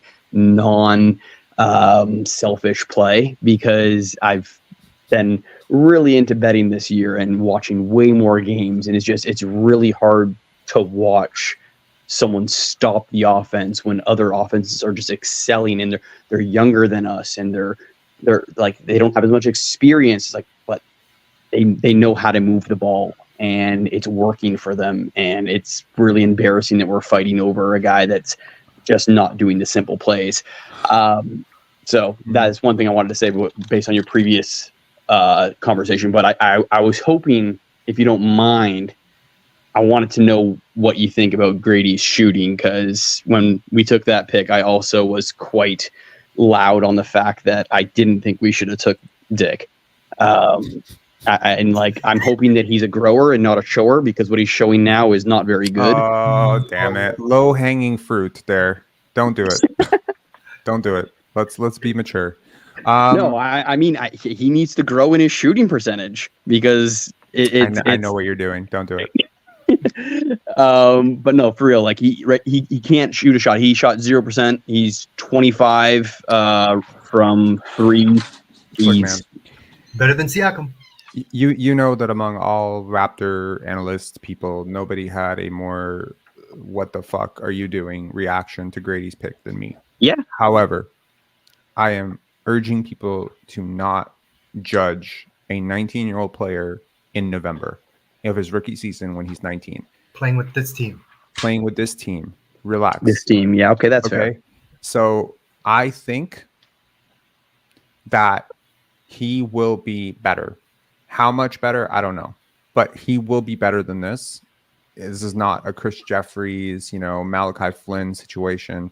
Does not shade on Malachi Flynn. I'm saying, like, yeah, he's not someone who's going to take some massive step down. He's a very prideful person. He's a hard worker. He's a hard worker as hell. He's someone who is really in love with the game of basketball. Like, really, really in love with the game of basketball. He is someone who has physical advantages. And look, man, shooting streaks happen. Cold shooting happens. The NBA is tough, man. Like, he is dealing with size of athletes that he's never seen before. He has to adjust everything. There's no way for him to know what he has to go through at the NBA level. We're used to guys like Scotty and Paolo, guys who just come in and they can beast because they're physically ready for the NBA. But Grady's not physically ready for the NBA at all, right? So this is a player that traditionally you would say probably needed another year in college, right? You could definitely say it's almost like a high schooler, right? So, like, what was Jermaine O'Neal when he was 17? What was Kobe Bryant when he was 17? Go watch Kobe when he was 18 years old for the Lakers. He was awful, like a really awful player. He was airballing threes. He didn't do it forever. So when you evaluate a young player, you look for bursts, you look for spurts, you look for thought process, you look for confidence. How quickly is their confidence shaken? You look for process, you look for work ethic. You look for intelligence, IQ advantages, physical advantages, limitations, etc. And then you look for a path. And ultimately, you want to build a path towards this guy becoming what you need him to become for this team to work. And I think he will. I've seen enough good things so far, 11 games into a season, that I am willing to say that if I had to redo my mock draft, so I had Jordan Hawkins 5th, I think I had Grady Dick 19th. If I had to redo it again based on what I've seen, I think I would have him closer to 10th, 11th, 12th, somewhere around there. So that's pretty much where he was picked. I'm not jumping over myself and being like, oh my God, this guy's better than Cason Wallace, or he's better than Bilal Coulibaly or whatever, but he's better than most of the people I think he was picked ahead of. That's where I'm at with him. Yeah. Yeah. Coach Mo, what's up, man? The coaching today was Trash. listen. So Darko, he's as stubborn as it gets. And you know when Siakam got those 2 quick fouls, I'm thinking to myself, okay, well, you're gonna have to pull the plug on Siakam early, take him out when you take Scotty out. But no. I gotta stick to my rotations because I wrote those in pen, right? So I gotta stick to those rotations, and then Siakam gets 3 fouls. Second quarter, the wheels are coming off, right? The wheels are coming off. We're struggling. A lot of coaches put their star player back in with 2 fouls, right? If we're doing well, you can stay on the bench. Oh, no, not Darko. So you're going to sit on the bench. Mhm. That fourth quarter, Barnes he enters the school. So he pulls him out, which is questionable. He pulls him out at 5 minutes. Yeah. There was Give like me, give me 1 second here. Salvatore, I'm going to tell you this one time and one time only. I can only take so much stupidity and trolling in one sitting, and it's like you and your buddies are like going nuts right now. You've been kind of like a very disruptive force in these chats and kind of annoying. Like I'm trying to empathize with the other people who are trying to have a rational discussion about what's actually happening, and just having to see you just constantly like writing your stupid like it's like almost like you're playing word association with the dumbest thing you can say and then trying to play like Mad Libs with it, right? So I'm going to tell you this right now. You keep trolling the chat, you're getting kicked. I don't mind dissenting opinions. If you genuinely believe this to be true, I think you should get yourself a CAT scan, personally. But if you don't believe this to be true, then how sad is your life? I can't imagine wasting even 5 minutes of my life going and trying to troll some chat. Like I can't. I don't understand. How immature are you? Are you 4 years old, 8 years old? Are you 7 years old? Do we need to call your mother right now and just say, hey man, it's Salvatore's bedtime. What's he doing? Are you high? Are you drunk? What's wrong with you? Bro, get your fucking head checked and stop like trolling. Done. Okay. You have a contrary opinion. You have the opinion. Fine. Say what you got to say, right? You genuinely think Siakam's great. Fine. Say it. But stop trolling, because I don't believe that any person could be outside a mental institution and think the things that you say. All right, let's go. Sorry about that. The fourth quarter. So he pulls Scotty out, right? At like the 5-minute mark, which is questionable. Mm-hmm. Then there was like a TV timeout 30 seconds later. He could have put him back in. Like he sat for a little bit, then there was a timeout. He's 22 years old. He could have put him back in. No. He doesn't do that. So then he calls him back out like 2 possessions after the TV timeout, and he's at the scores table. Mind you, he's walking back and forth right next to him, right? I mean, it's hard to miss Scotty Barnes. He's like 7 feet tall. It looks like when he's bent over like that with his long legs, right? Like he could trip him. So you're watching the game, and I'm thinking, oh boy, we all know what the inevitable is. Pascal's doing his best. And what I saw at around the 2.5-minute mark, Pascal had nothing left. He is gassed. He's gassed. He needs a breather. You have Jakob and Precious in crunch time spacing. The Boston Celtics are just missing shots. Tatum is missing wide open looks, and it's like, dude, they're about to hit a 3. Barnes can't get in the game. It's all pointing to Dennis Hero Ball, because Pascal's done. He's done. Put a fork in him. And Darko is watching it burn to the ground. You don't need to be a psychic to know what's about to happen. Oh, yeah. And there you go. White finally hits an open 3. I swear they missed like 6 consecutive shots they could have made, right? And we are holding on to dear life with a 2-point lead. For dear life. We're saying, Boston, you want to win the game? Boston's like, nah, you can hold on to that 2-point lead. We'll hit a shot in 2 minutes. Yeah. So Darko does not want to call a timeout because he had 2. You know what he does? Mm-hmm. He finally calls a timeout at about 28-second mark. He wastes 2 timeouts in under like 10 seconds. He said he made a mistake, but it's like hindsight's 2020. You didn't need hindsight for that. That was horrible. My second thing about this guy. Boy, is this guy stubborn. He talks about all this love for Scotty Barnes, right? Oh, I love Scotty Barnes. God help you. This, that. He's the future. So he's an afterthought in the starting lineup. Okay, it is what it is. That's partly on him, but the starting lineup doesn't help much for anybody. Then what he does is he sticks him with who he sticks with him in the second quarter, and it's like this guy has every force imaginable against him, and he's not doing himself any favors. I agree, but boy, oh boy, is this an uphill battle for him. And I can't make an excuse for him in the second quarter, bro. No. He I get was that. I get that. trash. Yeah, he was trash. I get that. But there was a point in the game where Darko had 5 bench guys. There was like a 1.5 minute stretch where there were 5 bench guys. 100%. And Boston had Tatum and Brown on the court. I couldn't believe it. You want to say this game's on Barnes? No, he's number 2. It's not on Scotty Barnes. This game was on the coach. It's on Darko. It is on Darko. It is on talent. Ultimately, you have no business even being in a game. Darko's a babysitter. He doesn't call anybody out. He doesn't get angry. I appreciate him not getting mad and having his temper tantrums at the refs like Nurse did.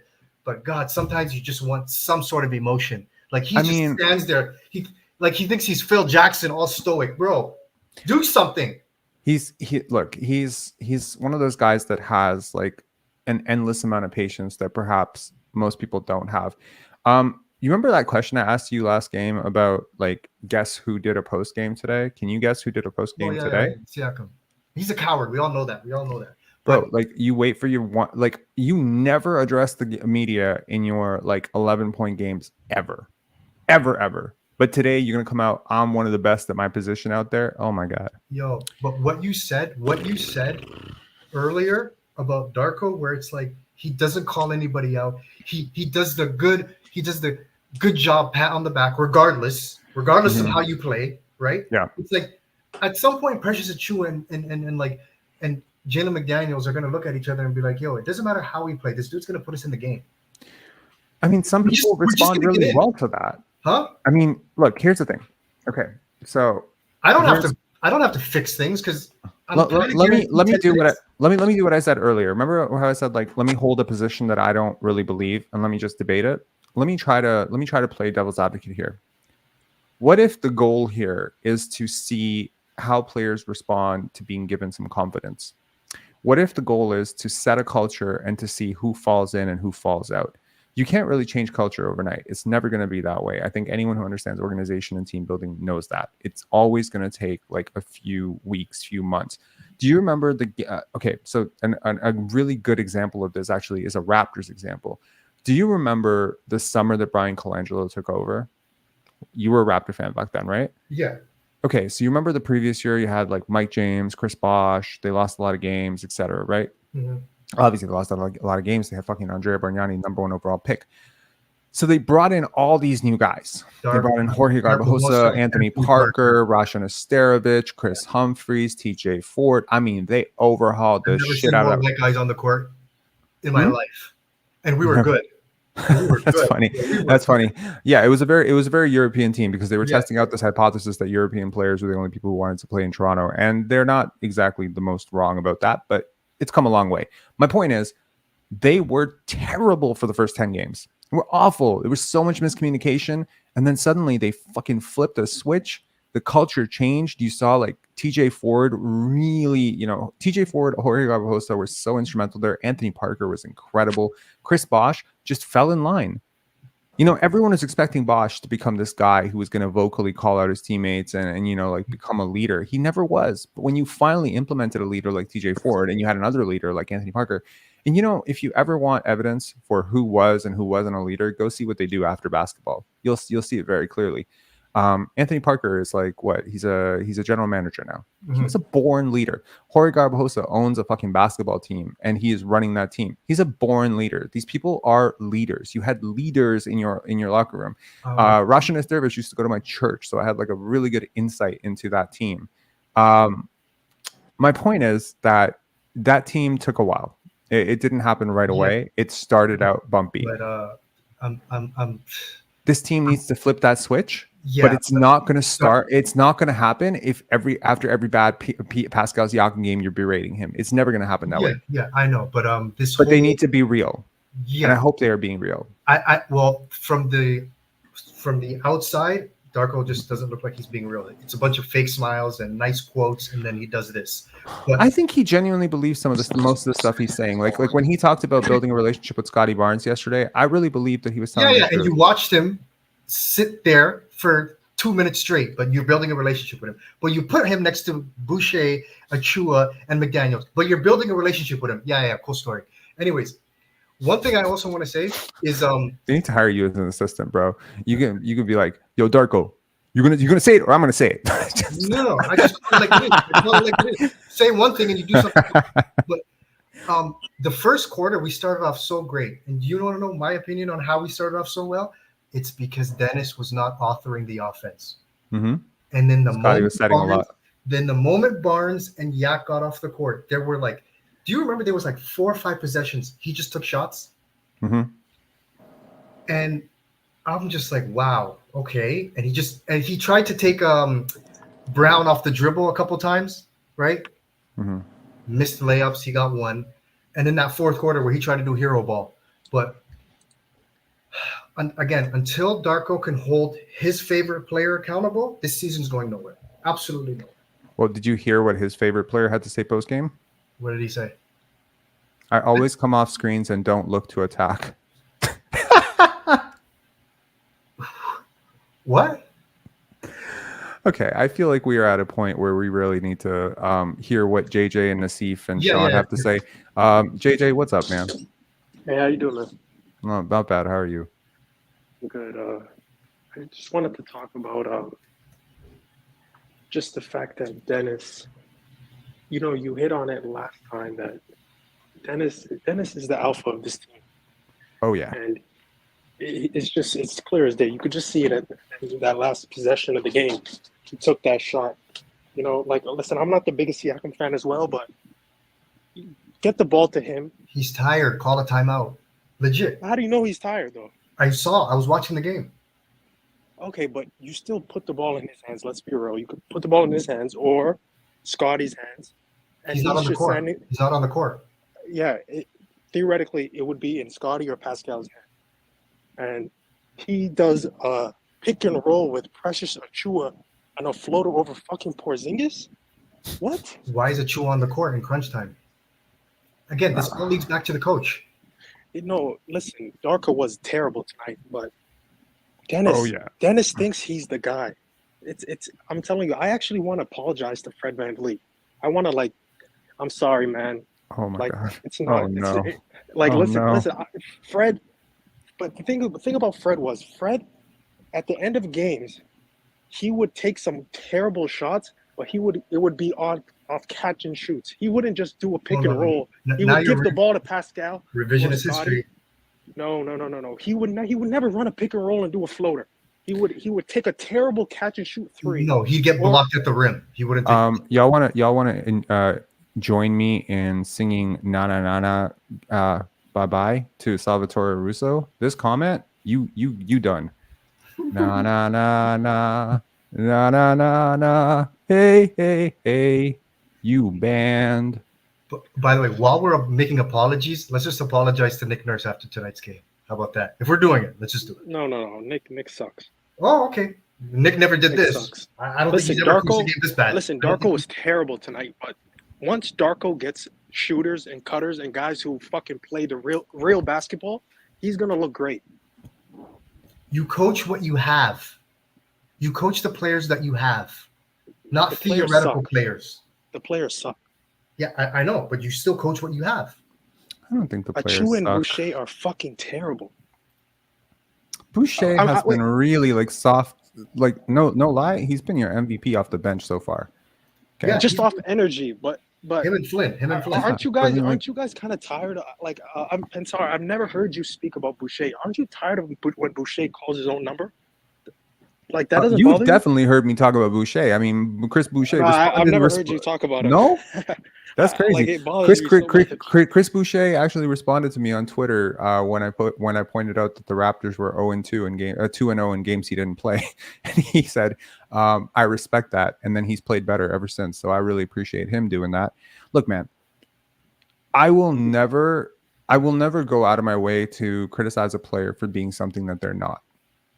or not being something that they're not. Let me clarify that. Chris Boucher is who he is. Expecting him to be more than that is ridiculous. He is a role player. He runs No, that's hard. He true. competes. He blocks shots. He brings energy. He takes the open three. He takes way too many shots, but that's why he's not a decider in your offense. You got a problem with his shot selection? Talk to him. He's actually a really good dude. Like, that's what I really appreciate about Chris, and it's something that makes me really think 2 times before being super critical of him, because his journey, how hard he's had to work to get to this point, how hard he battles for someone his size. You know, consider like someone his size, how he gets knocked around and he puts his body on the line. Bro, I have a soft spot for players like this. I always have. Jerome Williams was not the smartest player with the basketball, but man, that guy brought it every night. Chris Boucher is not lazy. He runs the court hard. He doesn't know. He doesn't know what he's doing sometimes. He didn't come up in the right programs. So Oregon Ducks, whatever, like G League and shit. Like, he didn't have like the creme de la creme coaching coming up, and you can see it. He's still a little bit raw, but man, he never cheats you on effort. He never cheats you on hustle. And there's so many players on this team that fucking do all the time. So it's like, for me to say like Grady Dick sucks right now because he can't guard a person. What do I expect a 19-year-old guy who's underdeveloped physically to do? Right? I can hold Scotty accountable for not being able to guard. When Scotty's not guarding, I'm like, yo, what the fuck are you doing, bro? Like, you're grown man strength. You're 22 years old. You've had 3 years in the league. You have every physical advantage in the world. You should guard. So I hold Siakam and Scotty to a different standard than I'm going to hold Grady and Boucher. I agree that Chris Boucher can be very disruptive to your offense sometimes, but he can also be like the guy who can spark a 10-0 run with his energy. So you live with the good and bad. He's not a perfect player. That's why he's paid $12 million a year. No, that's fair. You're right. He does. He plays with heart, and you have to respect that. Chu, on the other hand, doesn't play with heart, and is just terrible himself. So he's the biggest problem, in my opinion. It's both of them, but outside of that, yeah. Sorry, I just wanted to flash this on the screen just for everyone to have their peace of mind to know. Yes, he gone. All right. Hey, hey, hey, hey, hey, hey, hey, hey, hey, hey, hey, hey, hey. Who playing that? Was that Coach Mo? No, that wasn't me. Well, that was me. Nice. Thanks, Sean. Oh, no problem. I got you. How you doing, man? It's a good question. Oh man. Okay. I really feel like we should have got the win tonight, given how Really? horrible Tatum was. Yep. I think, I largely agree with what a lot of people have said here, which is that our lineups are fucking dog shit. Stubborn. Like, we're too top heavy with the starters, and then we bring in like Malachi, Grady, and Achu at the same time. It's like, okay, well, I'm ready to just throw the remote. Yeah. they think Scotty's 2009 LeBron. The way he can carry these lineups, it's Sean, insane. do you have that? Do you have that loop? Do you have that like hey thing? Do you have that on like standby right now? I mean, like, it's just a synthesizer. Like, I just played that live. Okay. Yeah. Okay. So let's do one for Sam too. Okay. Hey, hey, hey, hey, hey, hey.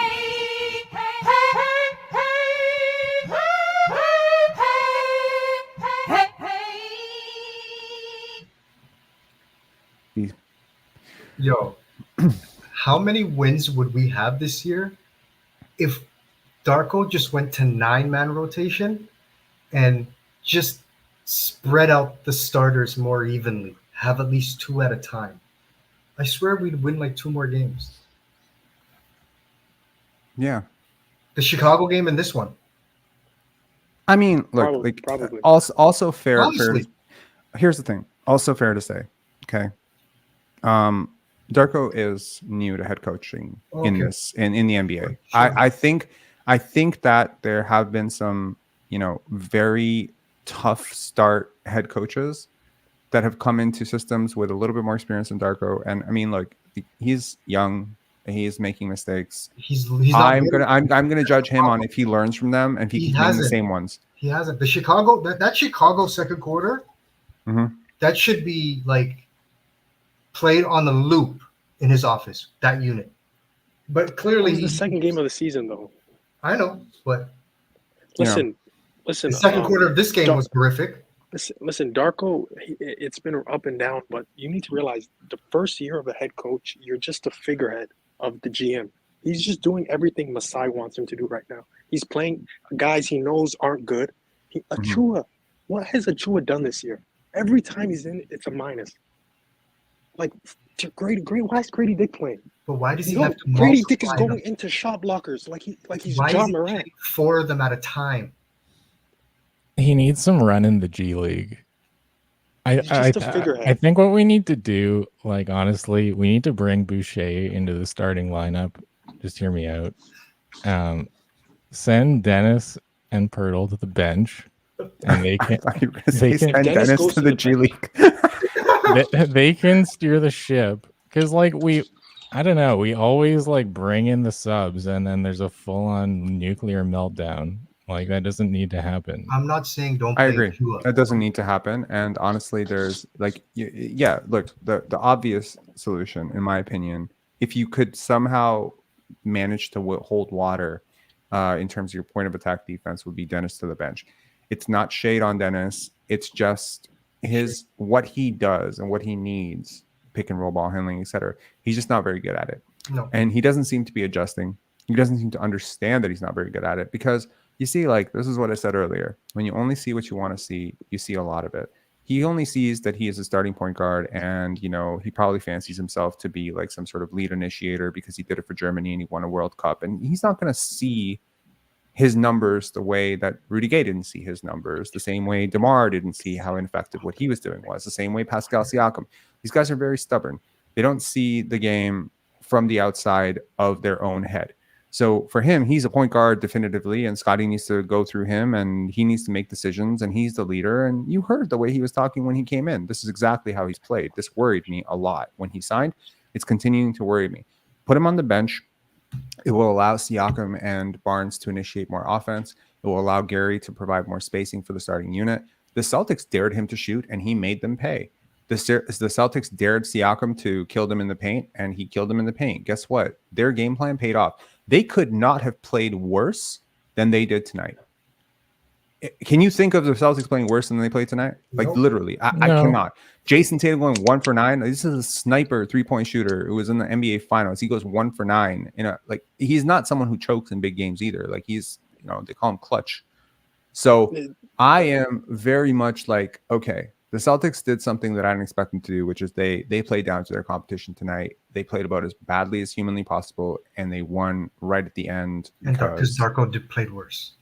Because Darko decided to coach a terrible game. You know, I'm very curious to hear what Darko Rajakovic has to say. I'm also very curious to hear what Dennis Schroeder has to say, and I'm also very curious to hear what Pascal Siakam has to say, because I think we've criticized those three guys a lot today. Who do you want to hear first? I can. Darko? Schroeder took 11 threes. He made Dennis, 5, but boy, oh I want boy. to hear what Dennis had to say. Before we do that, can I just say that I don't think it's appropriate to throw Siakam under the bus right now? Like, you saw 15 minutes of him off the court entirely when he had 3 fouls with 3 minutes left in the first, when we had a 6-point lead. You also saw 15 minutes of him off the court last game. Where's your it's not fair then? We also saw like minutes without him on the unit, like in the Spurs game. Where was that? You know, he was the worst player on the team in the Spurs game. When you made a comeback. That's a different game. We're talking about this But game. why are we so recency bias associated that we're gonna orient everything on one game? How great a game do you think he had tonight? Do you think he had like a Hall of Fame game? Do you think he had an All NBA game? Do you think he had an All Star game? What do you I think think he played good enough to win. He had you were just going off of a box plus minus earlier. He had the highest box plus minus on our team tonight. So that is what it is. I have no doubt. But in order to have him be successful in this offense must be changed. You understand what I mean? Like, okay, like I feel like people get triggered with the Siakam thing. So let me present the argument from a James Harden perspective. Let's say we had traded Pascal Siakam for James Harden. Okay. And James Harden comes in, and James Harden wants the basketball. And when James Harden gets the basketball, he's pretty good. You know, he's making decisions in the middle of your offense. The offense kind of works. The other people kind of balance out around him. At some point, they decide, hey, James, you're kind of washed. You're 34 years old. We don't really want to run the offense through you. We kind of want to run the offense through Scotty Barnes, or we want to run the offense through Yak and Scotty, or we want to run the offense through Gary and OG, or something like that. We want to run a more egalitarian offense. And so James is like, oh, okay, we want to do that. And so every single time, I believe that he would not get the ball, he would basically disrupt the offense. Like he wouldn't make passes as crisply, or he wouldn't set screens, or he wouldn't cut. He wouldn't allow the sets to actually work, because almost all of these sets in motion offense require 5 guys to be somewhere at some time. They require 5 guys to do something, and it's just not going to work. And so eventually your offense is going to basically strangle when he doesn't have the basketball. And then when you struggle enough for long enough, eventually you're just going to give him the ball and he's going to start cooking, and he's going to find a favorable matchup. And the other team is going to allow it because they know that this can never result in a win, ever. Him going one-on-one against your defense, even if he scores 35 points, it's never going to result in a win.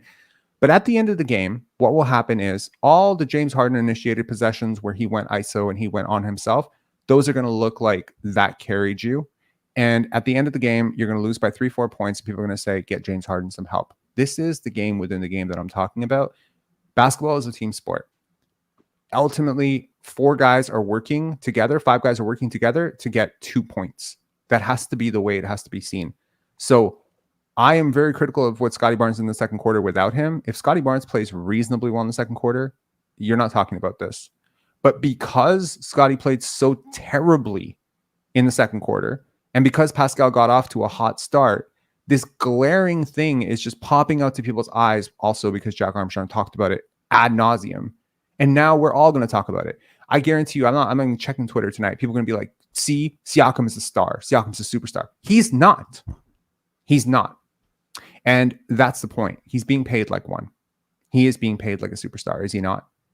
Has he been a superstar so far? So are we going to wash out 12 game sample on one game? How is that fair?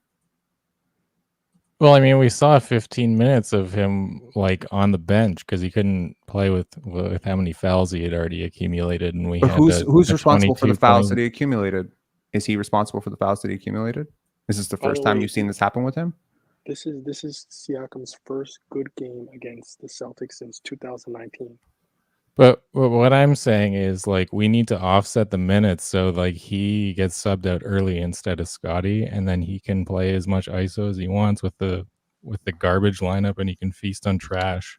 But And his ISOs don't work on a roster that is not designed for him to play this way, is what I'm trying to say. If you had a stretch big and 3 movement shooters around him, and he was a little bit more efficient, and he could hit some threes, he would be a fantastic player.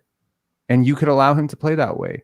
There are maybe 25 to 30 players in the NBA that you can allow to play the way he wants to play, and he's not one of them. you don't think he can play ISO against Sam Hauser and Pritchard? I watched it. I watched it run an tonight. I offense, watched it dude. last year. I mean, at the end of the day, I mean, if you want to win basketball games, no. Him playing ISO is never going to lead to winning basketball, ever. You're It not may winning a look like playoff it series. does on some games, just like Fred running, 85% of your pick and rolls is never going to lead to winning basketball. Do you see how Fred VanVleet is playing in Houston? Much better. Yeah, he doesn't. He plays it like NBA 2K. Like, he doesn't pass unless it's getting him on the stat sheet. Who does? Fred? Red. Right now? Yeah. I don't think that's the way he's playing with Houston, but okay. Yeah, well, I mean, I've only He's- watched like 2 of their games, but the Right. one that He's I allowed watched, he's allowed Şengün to be much more of an initiator in the post than he ever allowed Scotty to be. And I mean, like, it's not a He got gap. paid. yeah, like exactly, he he doesn't got paid. pass the ball to anyone unless it's Şengün in a pick and roll. That's what I mean. Is like he's playing NBA 2K, just trying to get on the stat sheet. It's an efficient basketball play for now, and gets them going, and they're not a very good team, so they have to play that way. My point is, like, okay, fine, fair enough. Like, I think you have a point that Fred does ball hog a lot still, even. But ultimately, if your offense is going to be generated by someone like who has the limitations of Fred VanVleet or Pascal Siakam, you cannot win in the playoffs. You can never expect to win with this, ever. It's like a process that is destined for failure. It's like trying to build a bathroom without a toilet. You can't do it. It's just not possible. Or like trying to build a bathroom without caulking and without a functional faucet or without water supply. Like you can put the tiles in place, you can do everything, but at the end of the day, no matter how pretty it looks, it's never going to be functional. An offense built around Pascal Siakam ISOs, to me, it's like an offense built around Larry Hughes ISOs back in the early 2000s, or he's just not effective enough to do this. And I at mean, the end so of the long day, as the it's like, toilet will flush and the sink will turn on, then you got yourself a bathroom. If you're asking me, that's what You're not winning a playoff series with Siakam as your best player. And that's the point. that's exactly it, man. Like, I mean, I don't know. Like people, like it's hard to even express what I'm saying anymore without sounding like I'm being a total hater. I never came out and said Pascal Siakam had a bad game. When did you hear me say Pascal had a bad game today? No one has said Pascal Siakam had a bad game today. What I'm trying to argue is that he did not carry your offense in the way that it optically looks like he carried your offense. He just didn't. I'm seeing the way the Celtics are playing him. I'm seeing the way, the game is structured. I'm seeing the way the Raptors are playing with him playing with the basketball. It's not like there are guys like, I mean, the greatest example of this is Zach LaVine. Zach LaVine put up 51 points against the Detroit Pistons. The Bulls lost that game, right? So that's the game within the game that I'm talking about. People who look at that game would say Zach LaVine is the best player in the NBA or one of the best players in the NBA, and the Bulls are trash because they'll look at the box score and they'll see, like, I don't know, Alex Caruso with like 4 points. It's the same thing with Fred VanVleet last year. I mean, Fred VanVleet's 2020 game, I think Scotty had a negative 20 box plus minus in that game against Charlotte. Like, this is not it. I don't know how to explain this anymore, to the Raptor but I'm fan not base. saying Siakam is top 5 or anything like that. All I'm saying is he played He's the good enough. 113th best player in the NBA according to box plus minus. We're not talking about top 5, top 10, top 15, top 20 anymore. I know. I'm saying he played good enough to win the game, and the lineups, and like the only player who didn't, I would say, is Grady Dick. There's no really debate on that. Seeing as how he didn't do anything really.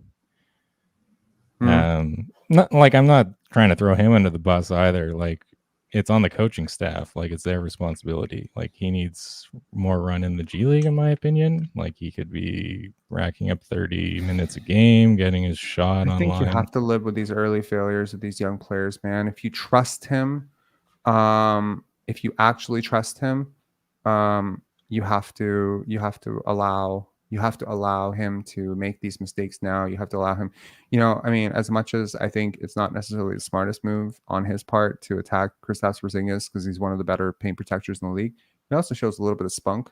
It also shows a little bit of, confidence to try and attack him off the dribble. Crazy. He just doesn't have the strength to do that either. Like, you could see a play where Achua attacked Kristaps directly, and he had no problem bowling through him, but Grady can't do that. I wouldn't say he's NBA ready, like, unless he's elite at shooting the 3, and he hasn't demonstrated that at all yet. Like, I'm not saying it's not coming, but he's also taking threes from a completely different place on the court. He's being forced to sit in the corners. It's not his place. Corners are just, there are certain shooters that are like this. They're corner shooters. There's above the break shooters. I mean, guys like Brook Lopez, you'll notice to take a lot of their threes from above the break. That's kind of his spot. That's the place where he practices the most. There are certain guys who are better from the left side of the court. Some guys are better from the right side of the court. There are some players who are better going left, some players who are better going right. And it's not always left-handed, right-handed players. Your job as a coach is to put your best players in their best spot and then try to do the best with the rest of them. See, and that's where I say basketball is a bit of a zero-sum game when it comes to offensive pecking order and prioritization, right? Yeah, but on defense, what has he done so far this season besides just like let people score? He's fouling, unfortunately. He was told early on, don't let guys punk you. And I mean, I think that people really, really need to also understand something. Grady is like a red flag on the court, right? Unfortunately for him, he's going to learn this the hard way, and I appreciate this about him. But he drew a lot of attention to himself. There's a hazing process in the NBA when it comes to rookies. Everybody wants to show the new rook that they're not shit, right? When Grady Dick is out there, I see people licking their chops that they are going to go at this guy, and they are going at him like so hard. And personally, I love it. I love this because it's good for him. It's good for him to take bumps. If you are okay, like let's assume one thing is true. Let's assume let's assume two things are true. Let's assume he's a very prideful person, and let's assume he's a really hard worker. If he's a very prideful person and he's a really hard worker, like the concept of being this bad right now and taking this many bumps, you know what I mean? Like this is only going to make him so much better. This is going to make him so much better. I was not very high on Grady Dick at the draft. I feel like right now would be a great time for me to parade about that. I actually am quite embarrassed that I was not high on Grady Dick at the draft, because since the draft, I've done so much research on this guy. And I tell you, every time I look more into him, the more I believe in him. I don't care what I'm watching right now. I refuse. I don't care. The defense, the offense, the playmaking, all of it. There is something about this guy. And even like my own paranoia that, oh my God, like I'm on the same side as Raptors Republic about something. I should probably check myself. Like maybe this is a good sign that I'm wrong too, you know? No, I think this is a player who will work out. I have a feeling. It's a gut feeling about reading people. It's a gut feeling about just trying to understand like how people process information. It's about reading a personality. Like who comes out into the NBA and makes such a big splash at the draft, you know? Like he's making a massive statement at the draft, you know what I mean? Even like, I don't know. There's something about him that is just like, okay, like this guy is going to be fine. He doesn't get rattled. He's a professional. He works hard. He has a good relationship with the coach. He has the perfect coaching staff for a player like him. They have a lot of experience developing players like him. We look back on this in 3 years, we're going to see this as a very bumpy start to probably an all-star career. That's my thought. Yeah, I agree. I think like I'm not gonna throw him under the bus anytime soon. Like I'll give him another 2 years, but what I'm saying is that he needs to like get minutes. Like if Does he he's need to in go the to the G League, or does he need to get minutes? well, he needs to get minutes in the G League is what I'm trying to say. Like he could be getting 30 I don't think minutes the G League is game. going to help him too much, man. I mean, like I could be wrong. I have no idea how far he is physically. He looks lost on defense, like right, almost every play. And playing in the G League is, I mean, you're going to play up against grown men, which could probably help, right? It might help. It certainly might. But I think there isn't enough on the season. There isn't enough on the line this season for me to be too concerned about wins and losses, especially at the. So earlier today, I talked about trades, right? I don't know if you got a chance to watch that show. But on that, I proposed a trade to the Golden State Warriors, and basically it was this, if you missed it. So I wanted guys like Kevin Huerter, who's 25 years old, Jonathan Kuminga, who's 21 or 22 right now, and Brandon Podziemski, who's 21. And I wanted these guys back with a 2026 first-round pick, and I was willing to give up Gary, Precious, Boucher, Pascal, et cetera, to get it. And the reason for that was I term prospects in terms of 5-star, 4-star, 3-star, 2-star, 1-star. And I prefer to spend time developing 5- and 4-star prospects. And so when in Grady, I think you have a 4-star prospect. I think he has a real chance. But like some of these other guys that you might put in the G League, they're like 3-star prospects. And it doesn't mean to say the 3-star prospect can't become an all-star, a couple-time all-star. It just means that it's not likely, and it's not the chances are slim. 5-star prospects to me are like, if it works, it's MVP, first-team All-NBA. Shea was probably right there, right? Like Tatum, Scotty, these guys. But the rest of these guys. So I'm not prioritizing winning this season over the development of a 4-star prospect. I would do it for a 3-star prospect like Precious Achiuwa, but I wouldn't do it for a 4-star prospect like Grady. So I think Grady should be starting. I think you should put him out there. I think you should let him earn his lumps, foul out, get absolutely humiliated, embarrassed. I don't care. I would rather he have pick and roll ball handling responsibilities over Dennis Schroeder right now. Let him make mistakes. I mean, honestly, you're going nowhere this year. This is nowhere. You need this to work next year. And in order for it to work, he needs to take us. And especially, this is if they know him and they know this will not disrupt him. If they know this will not discourage him. And because sometimes you can give someone too much too soon and they can just fall apart. But if you get that feeling about him, if you have an accurate read on him and you can say, this is the type of person who needs to get their ass kicked for months, you know, they really need this process of just getting destroyed every night and playing way above their head, you know, like, yeah. But the Yeah. G League, but a couple of G League stints wouldn't be the worst thing in the world as long as he continues to play with the big club. Yeah, I'm not saying for like the whole season. I'm just saying like it might do him do him good for like a month or whatever at the most. But like Right. my main gripe is that we are putting out like Grady, Gary, Malachi, and Achua on the floor at the same time. It's just like, okay, you're just begging to be scored on at this point. Like, what are you doing? Yeah. No, I agree. Look, he hasn't looked good so far. His shot readiness, and there's a couple times tonight where I was hoping he would take a shot that he didn't. He passed up on it. He drove instead. It's tough, man.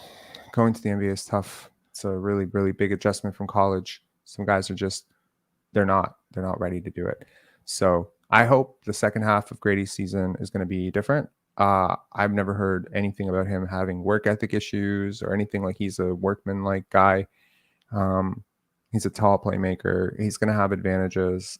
The shot is still, it's a good shot. He's just taking the wrong ones out of rhythm sometimes. But I trust shooters. I'm I trust shooters optimistic to about shoot. him too. I trust shooters to shoot, man. Like, my big thing is he open when he's shooting? He's open a lot. He's open a lot. And if you're going to tell me that Grady fucking Dick, one of the best shooters in college history, cannot shoot open jump shots anymore, then I'm going to question if there's something wrong with his head. As long as he's getting open shots, he's getting himself open, I'm happy. Like, what I would not want to see is like he's open and then by the time he gets into the shot, he's contested. That would show me like, oh shit, like we have a late releaser, right? No, he's fine. He's shooting shots off the move. He's getting like, I'm looking at the whole sample. I'm looking at summer league preseason plus the season. He's been awful in the season, right? But he's flashed little bits of potential. And I think summer league is a pretty good indication of how you're going to do in the G League. And if that's the case, then he would be fine in the G League. You know, he'd probably average 25 points and 6 rebounds, 5 assists. And I think maybe the Raptors have historically had this process of like starting rookies early, a lot of minutes, and then maybe around the middle of the season when guys like Thaddeus Young, etc., are ramping up, Garrett Temple, if you're in the playoff hunt, right? Then they'll send Grady down to the G League. If it's appropriate, I think December, end of December, January, I think you might see him do a couple of stints if he's struggling massively at that point. Yeah. Yeah, right on. Well, good talking to you, man. Yeah, likewise. Cheers. See ya. See ya, Sean. All right. We lost callers as we were going because I guess like when you start talking to one person, the other person doesn't want to disrupt. So thank you to everyone who called in. Thanks a lot, Chad and Coach Mo, etc., for calling in. Really appreciate it, guys. Okay. So now to pull up the post games. Can I get a vote on who y'all want to hear first? Do you want to hear Pascal first? Do you want to hear let's start with Darko. I am mostly curious about what Darko has to say. And right after, we will get to 95er as our final call. Okay. Okay. Let's oh, we have Ghostface as well. So we'll get to 95er and Ghostface after this is over.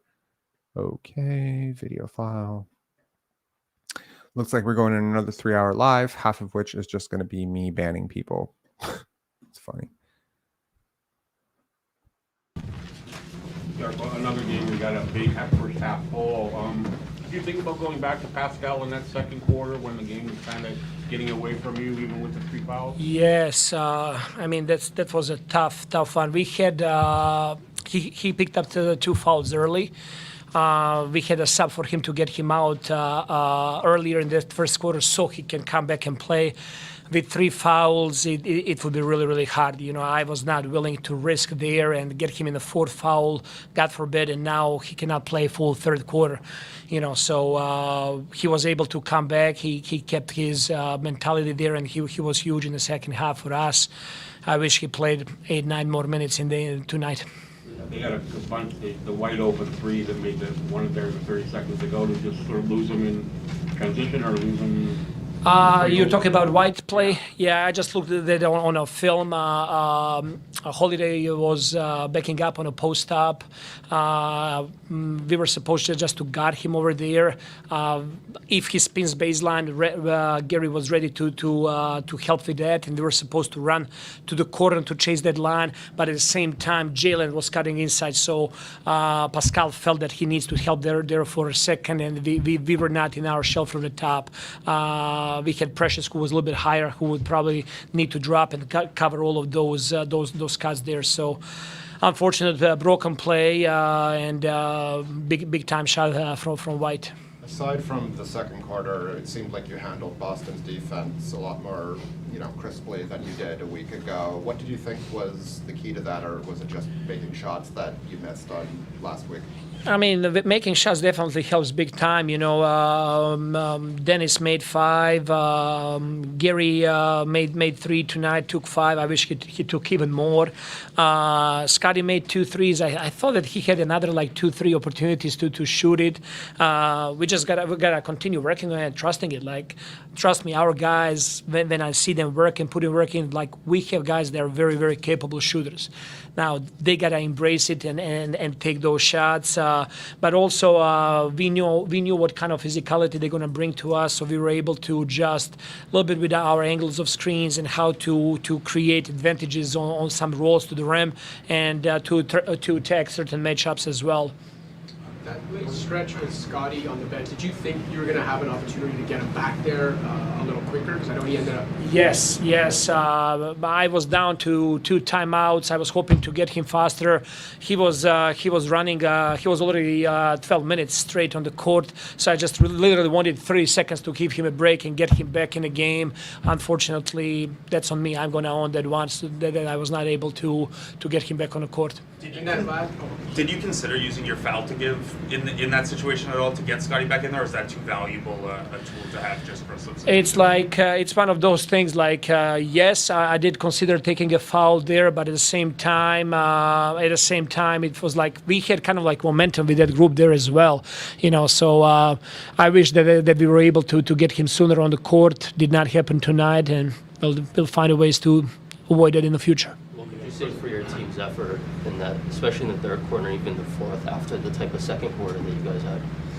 I mean, second half, we won in the second half. We did not do a great job, especially in that second quarter, allowing them 39 points. We just got to put it together. We have moments that we're playing a really solid defense and really solid offense. We're talking about one of the arguably the best teams in the league right now. And we were able to hold them down to 108 points. I thought that we had some breakdowns in the second quarter. We allowed Hauser to get wide open shots. Even we had designation to chase him off the line, not allow him any threes there.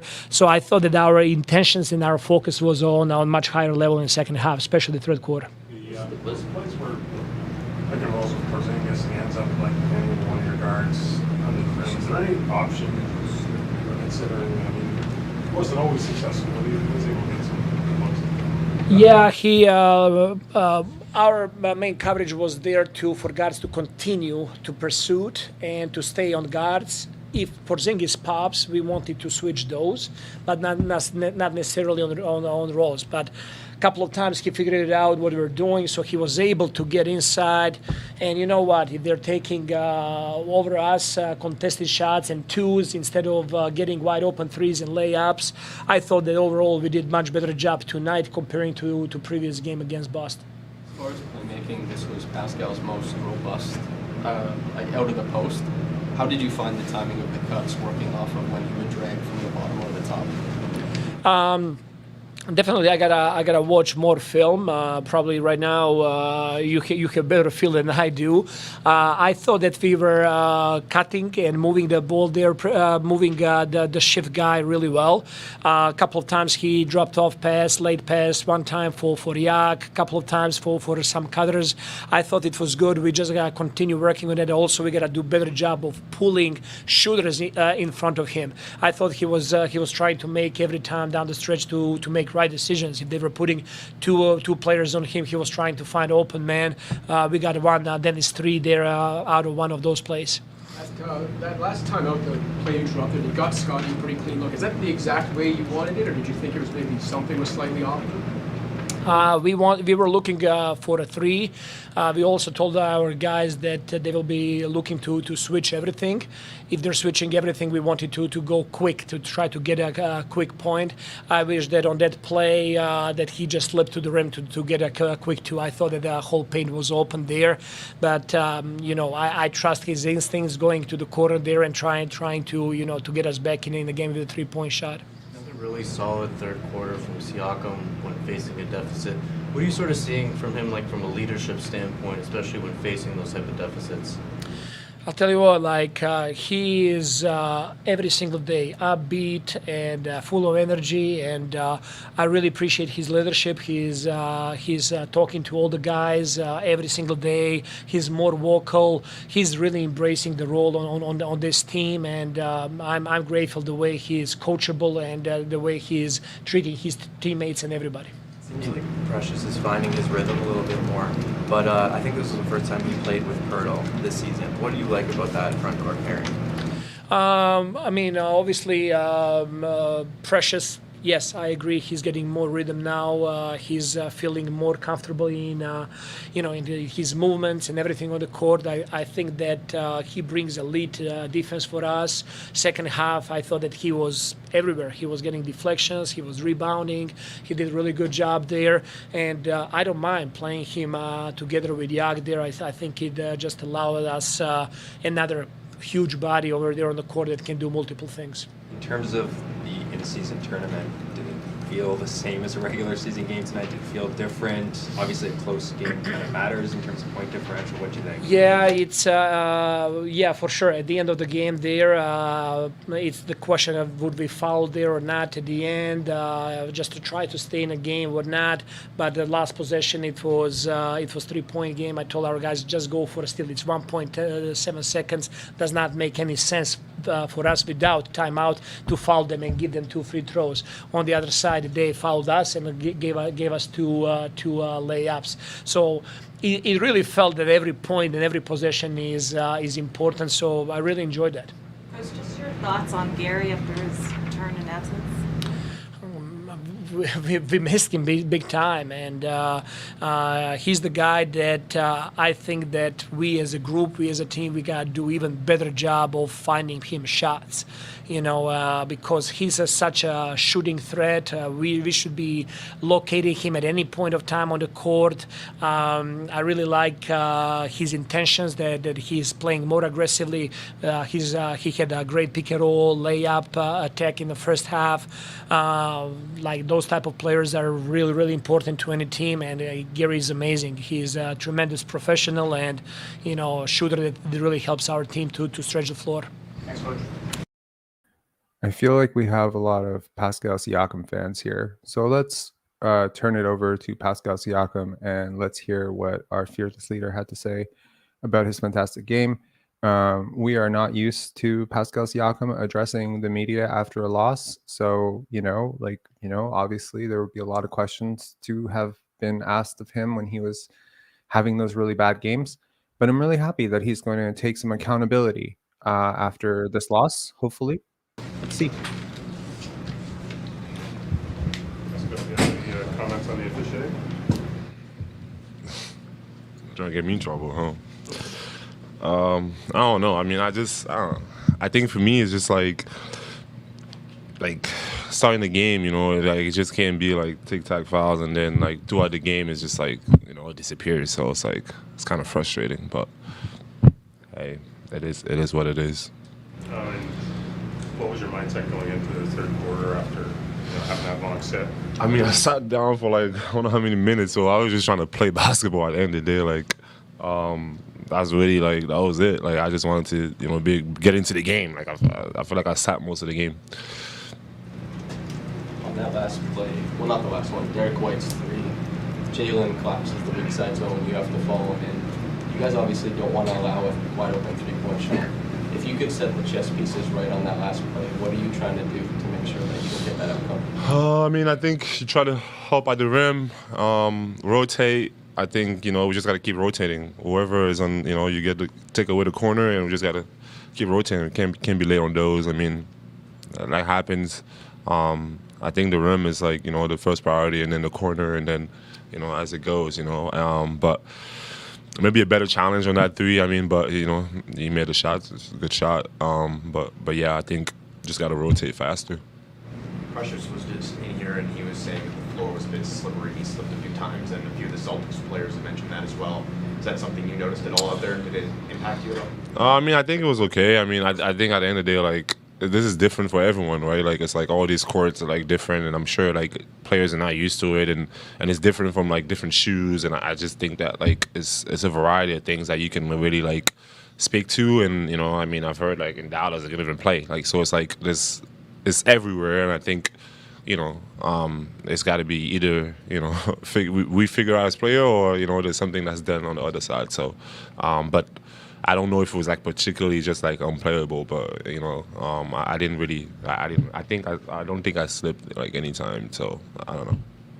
Pascal, games like this when you're working in the post a little bit more, it's happened a couple times so far this season. Are you sensing or noticing that certain guys on the team are better able to read you and cut around those post ups? Yeah, no, because I just feel like, again, like for me, like that area of the floor, like I think I'm one of the best, like to like at that position, or all my positions, like to play at like there, and I think again just like reading the game, and I feel like it's either you help or we get a good shot most of the time, and when you help, it's like we still get a good shot because I'm gonna make the right play. So I think that, yeah, like I think it's instant offense for us, I feel like, and guys like Jakob, like Scotty, like all those guys kind of read like off of me, and I just also feel like once we give ourselves like space, it's easier to either score or find the right pass. So yeah, like I hope we do more of that. The numbers back you up, so yeah, I think so too. Has there been any difference in how teams have started to guard you? Like, some teams, they come from the top on the double, some teams come from the bottom, and some teams try to do both and just completely overload. How has that changed over time? As you mentioned, you're one of the best in the post in the league. Yeah, no, I think that, again, like I've seen different coverages, and it's just a read, and to me, like I said, I think as long as our spacing is good, like I don't think it matters, like what they do really. It's just like if it's from the bottom side or the top side, like defenders coming to help, either I have the shot or somebody else got an open shot, like wide open. So I think it just to me, I've seen it enough that I feel like no matter where like the help is coming from, like I can definitely make the read. Pascal, I guess after 1 month and a half with Dennis Schroeder next to you on the floor, what do you like the most about playing next to him? I think like the pace, obviously like picking up guys, being aggressive, like just on defense, and then for us, like we gotta continue to push the pace, putting us in position, and I think the more we get familiar with each other, the more I think it's gonna get better. But obviously, like I said, it's a process for all of us, to trying to figure it out. But yeah, I just for me, I just like the speed and tenacity on defense, and then just like like the pace. We got to continue to have our pace, and he's a big part of that. You guys limited Tatum to 4 points in the second half. Is there something you guys were trying to like focus on to contain him? I mean, he's a great player, so I think you just try to do your best. I thought Scotty did a good job on him, and obviously we had to help. Contesting his shots, again, sometimes he's gonna make them, sometimes he's gonna miss them. But yeah, like I thought, we did a decent job on that. And yeah, kudos to Scotty as a primary defender, and I think all of us just like helping out and good contest, and yeah. happy he didn't make some of those shots. So OG is a guy who guards up a lot of times, and people are impressed, like pound for pound, how strong he is. Drew Holiday is very similar to that.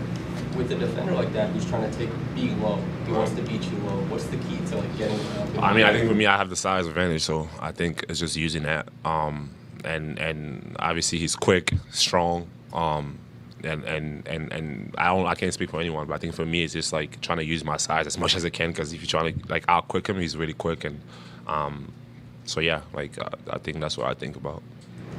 Thank you. So that is interesting. Not particularly triggering at all. I didn't really have much of an issue with anything that he said. The concept of, you know, being bigger than Drew Holiday, I think if Pascal Siakam watched a little bit more NBA basketball, which sounds kind of crazy to say, but it's true. I think he would realize that Drew Holiday is not someone that you actually have much of a size advantage over on at all, actually. He is quicker than you. He is stronger than you. And really, he's long enough to contest all of your takes. So really, I mean, when Drew Holiday is on you, like Drew Holiday guarded Scotty Barnes a lot in the first game, and it was tough. It's tough. It's really just tough. He's guarded centers. He's guarded Karl Anthony Towns and held him to, you know, a nightmare game. So this is not a team, you know, and look, all of the ripping of Scotty for the second quarter that he had, all of it, you know. I will say that Scotty had a really good showing defensively against Jason Tatum. Pascal Siakam is right. And I also want to say that he did a pretty good job of setting guys up early and trying to get this team off to the right start. I think this team will inevitably, eventually, when they decide to, when they feel they're ready to, turn the offense over to Scotty Barnes, who, according to some people in this chat, is, you know, upside Marvin Bagley. Just so stupid. And at that point, you will see, you know, hopefully you will see a more organized offense. What I found to be somewhat telling and interesting was that when Scotty couldn't get into the game in the fourth quarter, how much he was coaching from the sidelines. He was still communicating. It was like he was still trying to be out there. Can never question this guy's compete level and wanting to win. I think he had a disastrous second quarter, and I wish that he had more of a presence on the basketball court. His team needed him so badly, and I don't think he was a step slow. My girlfriend, she is a yoga instructor, so she focuses on posture a lot. She focuses on my posture a lot. You know, 3-4 years ago when we started dating, I was in much better shape, and I would often I guess I was sitting less then because I wasn't doing so much editing, so much podcasting. I sit so much now, and she's always talking about my posture, and this is something that she works with daily. And she mentioned today after the game, she's like, Scotty's not moving right the last 3-4 games. His entire, you know, demeanor, he's not moving the same way. He's slow. He's like slogging. He seems like he's limping. So I wonder if he's not right. He certainly hasn't looked right for a few games, even though he's playing well in some of these games. He hasn't looked completely like himself, like the early bursty Scotty. But kudos, you know, he had some really big defensive possessions tonight. I think he, you know, had a couple of big blocks. Like, I think it was overall just not what you needed, but still better than what you usually get from most people on this team. I'm just used to Scotty having big games in big games.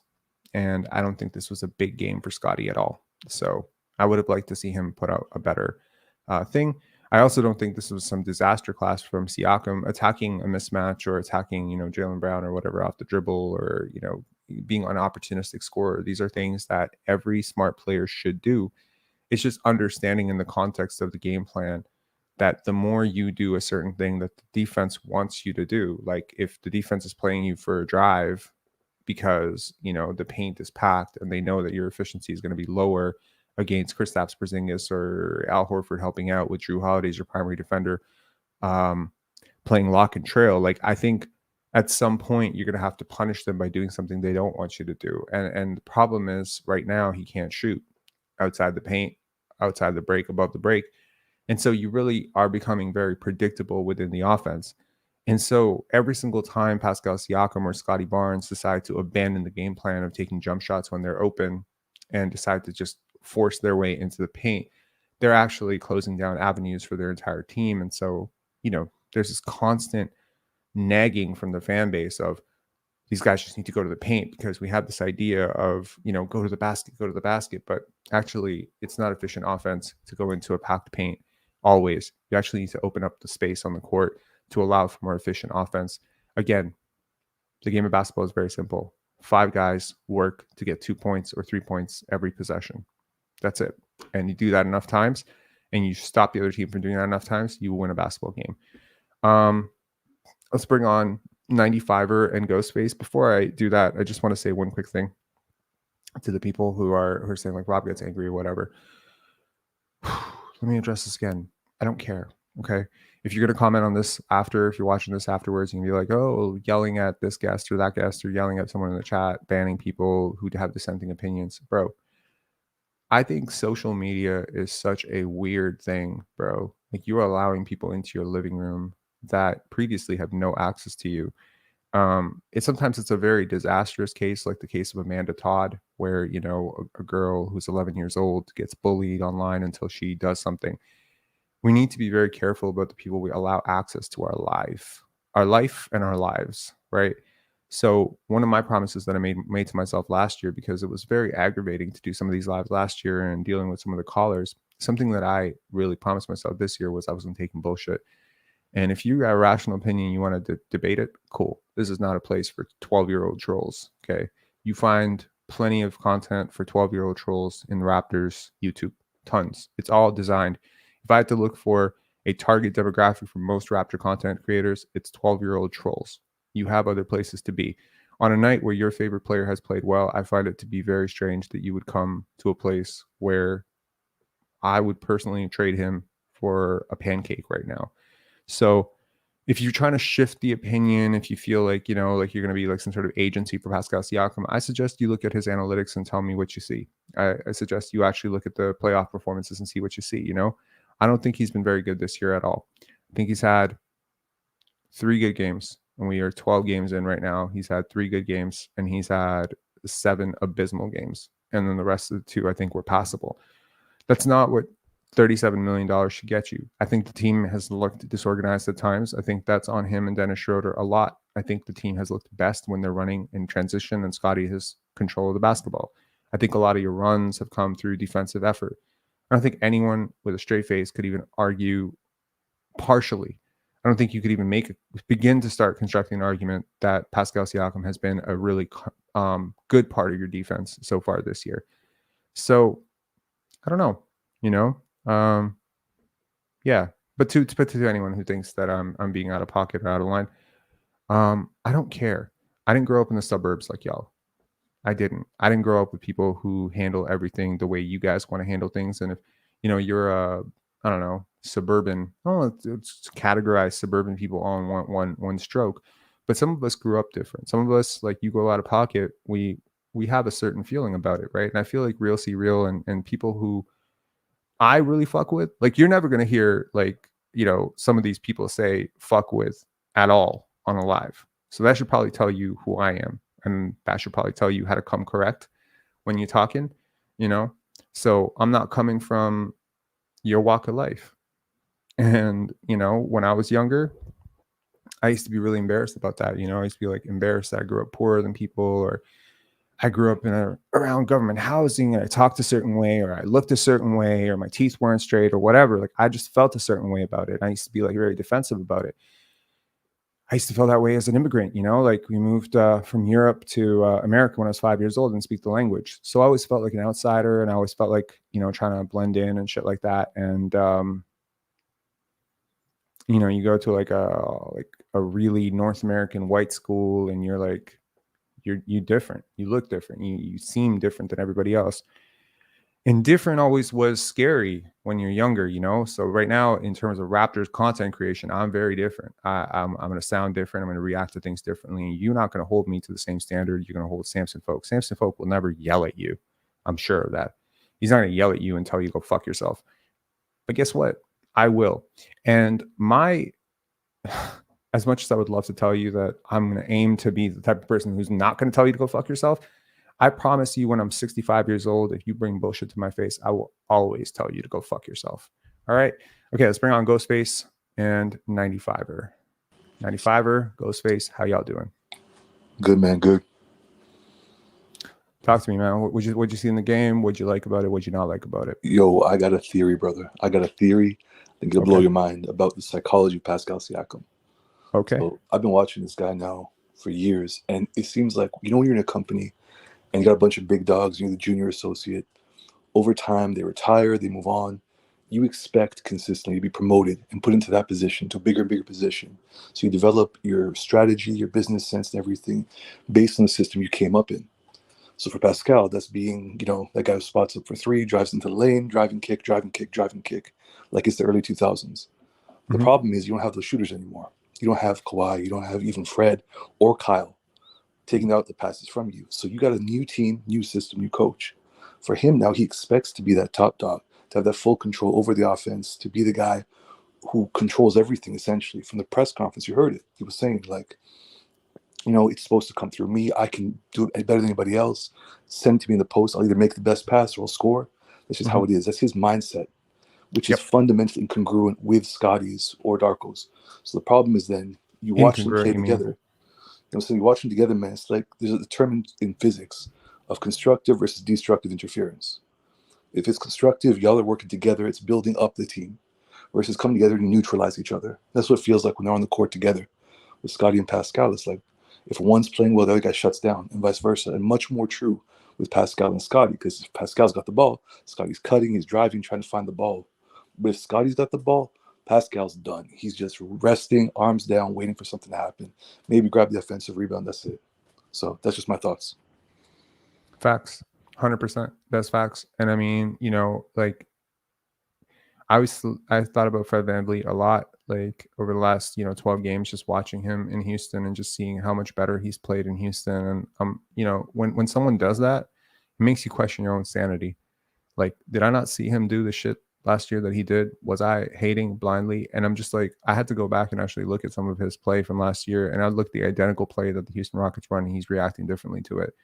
And I was just like, oh, okay, that's what Ime and a new contract do for you, right? It makes you buy in, because they had a conversation before and it said, yo, bro, shit you did in Toronto to get this contract, we're not paying you to do that.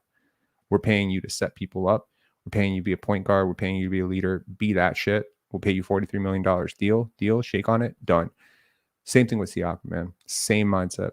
It is the same mindset. It is the idea that I've done things my way. I watched DeMar do it this way. I watched Kawhi do it this way. This is Raptors basketball. This is the brand of basketball. You fucking European movement offense bullshit is not going to work. And the fucked up thing is they hired Darko for Scotty in a lot of ways. I'm positive of that. Scotty talked about how he wanted to play. He had this conversation with Masai, and boom, they hire a coach and a coaching staff that is aligned with that vision of basketball and that vision of energy, really. And you have this one guy who just will never let it happen. Like, the offense tanks anytime you want to do anything he doesn't want to do. And it's not enough. Like, when people say, like, oh, he's not taking as many shots, what more do you want him to do? There was never the concept of 0.5 basketball, was never to shut Pascal out of the offense. It was to reinitiate a more productive role for him on offense, in which he could still score 30 points per game if he chose to, right? Like, I don't understand how limited people's view is that they could possibly think that any rational person came into this year thinking, yeah, we're going to freeze Pascal out of the offense and we're going to be a good team because of it. It's impossible. You cannot do that. But you also cannot do the other thing, which is what he wants to do, which is have 35 isolation possessions a game where he gets to do whatever the fuck he wants as other guys, randomly cut into spaces that he doesn't see.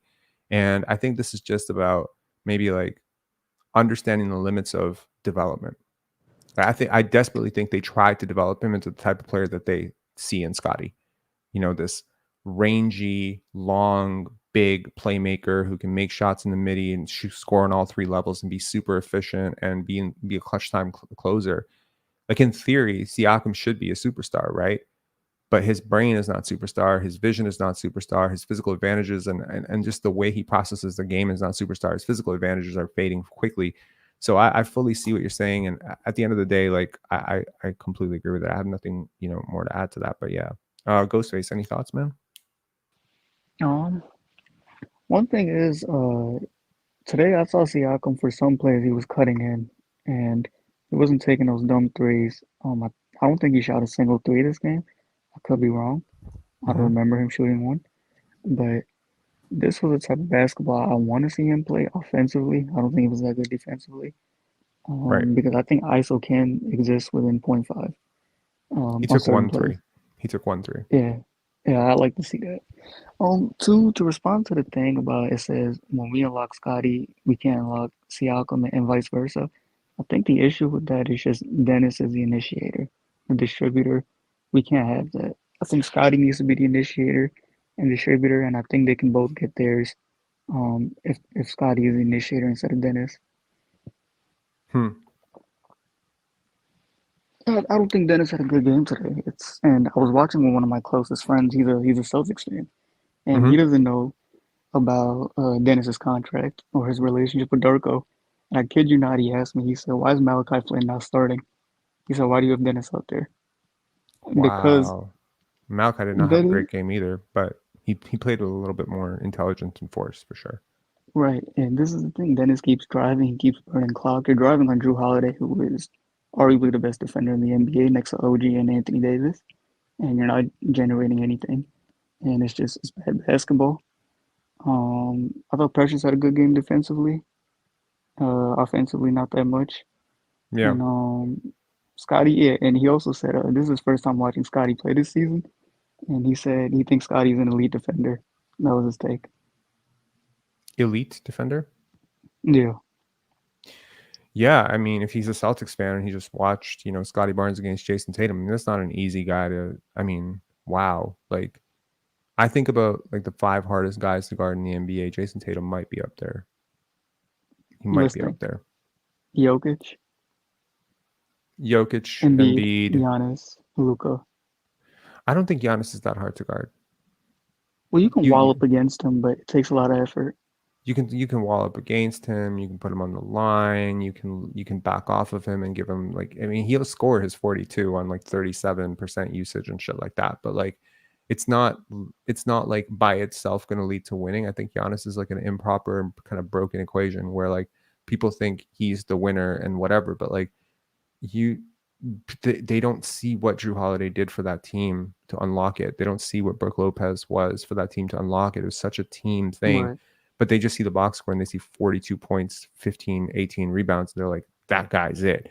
There's a lot of inefficient offense with Giannis. The fact that he cannot Agreed. shoot and the fact that he does not see the court very well is always a limitation. But the fact that he's just so forceful and efficient close to the basket and so unstoppable athletically makes it like it looks fine, but it's not great. Curry, Yeah. SGA. Okay, so no, I think Tatum is harder to guard than Shea. I think. Because I of his could be wrong. playmaking gap.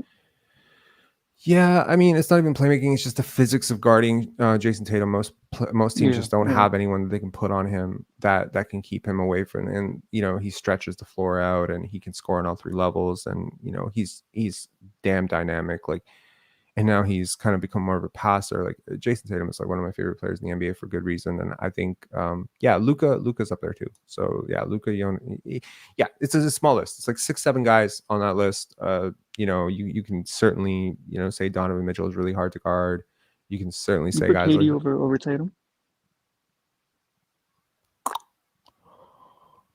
It's hard. It's close. KD. Yeah, I'll take KD. Okay, so top 10. Okay. But Yeah, then easily. the other side of it is like a lot of guys we just described, they don't play defense. So it's like, to me, it's like Yeah. Jason Tatum's like right on the cusp of top 5 player in the NBA. He's like top 6 player in the NBA, top 5 player in the NBA, depending on who you ask. So to have a performance like this, from Scotty, this is big. But I needed more from Scotty tonight. I don't know. What did you see from him? Was the second quarter as sorry as I'm remembering, or was I just being like, am I being harsh? It wasn't that bad, bro. It was sorry, yeah, but it wasn't that sorry. I think it's because you expect more from him. Yeah. Okay, that's cool. But that second unit though, man, Scotty and bench is just not a useful lineup. Like you can imagine how Scotty feels, man. You seen Siakam run with the starters, and he's putting on with those guys immediately. No one else with you. basically abandoning ship with you, just hanging out with a bunch of losers. Not that they're bad players necessarily, but just that there's no flow, there's no rotation, there's no cutting, there's no screens, nothing with those guys. Yeah, I mean, playing with Precious Achiuwa, Chris Boucher is hard from a basketball intelligence standpoint. Like, you want them to do one thing, they're not going to do it. You want them to do another thing, they're not going to do it. Then you play with Malachi, and like I think like was Dennis Schroeder on the court with that lineup as well? Nope. So it was him, Malachi, Grady, Jalen McDaniels. Yep, and Precious. Yep. Oosh. I know. Yeah. Like you're putting him on the court with statistically two of the worst players in the NBA in Grady and Jalen McDaniels right now. And then you're like, okay, like go up. And then the Celtics are playing eight guys. And 6 of their guys are like really good starters, right? Like Al Horford is a starter for me in the NBA. So you're going against like at minimum 3 starters with, a 22-year-old not having a good game and 2 of the worst players in the NBA right now, and Jalen McDaniels and Grady Dick. Yeah, your offense is going to suffer. And I mean, the other guy flanking him is Malachi Flynn, who is probably like the 200th best player in the NBA. Like, so you have, okay, let's say there's 450 guys in the NBA. Let's say 100 haven't played yet. So Jalen McDaniels and Grady Dick are fundamentally like 330th. So you're going up against a team that has 3 of the top 50 players in the NBA on the court, and you're going up with one top 20 guy in Scotty, one guy who's the 200th best player in the NBA in Malachi, just to give this a perspective to people. One guy who's maybe like the 180th guy in Precious, one guy who's like the 350th guy in Grady, and one guy who's like the 390th guy in Jalen McDaniels. Like, people do not understand how bad these guys have been to start the season. I'm not saying they're going to continue being this bad, but like, think about what I just said. Like, you'd be surprised that lineup doesn't get blown out every single night. I think Darko needs to, like, I believe, I get having faith in people, but like at some point you have to keep another starter out there that's really good with Scotty, that actually works with Scotty. And I think maybe that would be Jakob. I think Jakob could help, because at the very least, Jakob is like a top 100 player in the NBA, barely. If OG was there, we'd have OG. I agree. Or OG. And I think this is where you miss OG so much, and like all of the talk, or Otto. Otto could have helped there too, but Otto didn't play. Does anyone know why Otto didn't play? He was out for something. He hurt something. I think it was a knee. I'll check right now. Oh yeah, he didn't dress today, so that's concerning, because this was not about. What's been your guys' favorite lineup so far in this season?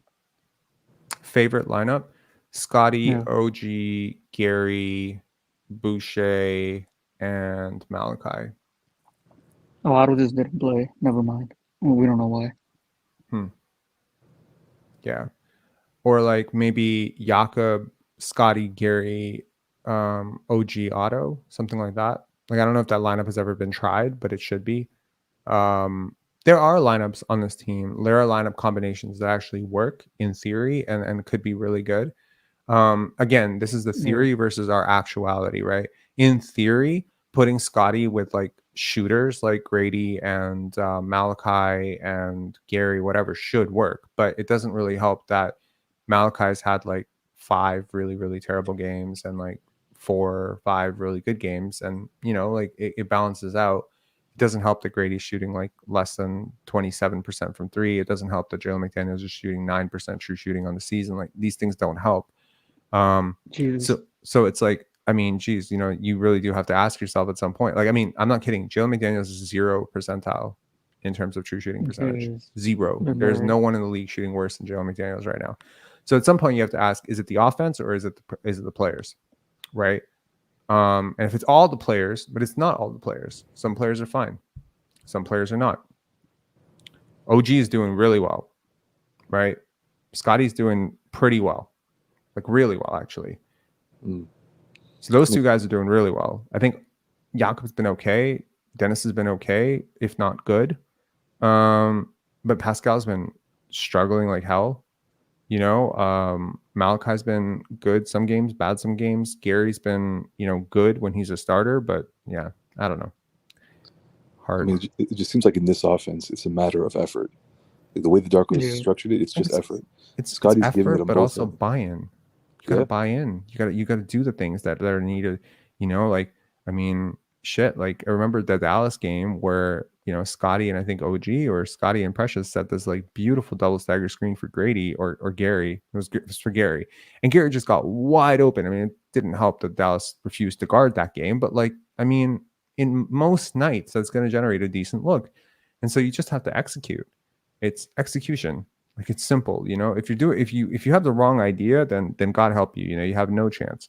But if you have the right idea and your coach is preaching the right strategy, then you just have to execute.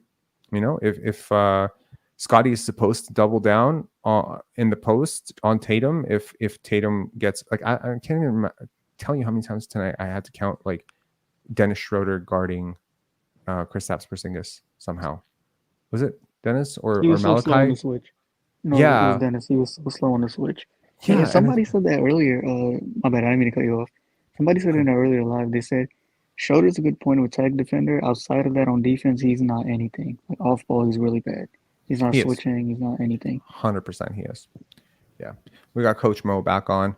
Trying to end this live in 15 minutes or less. But yeah, I would love any final thoughts that you guys have.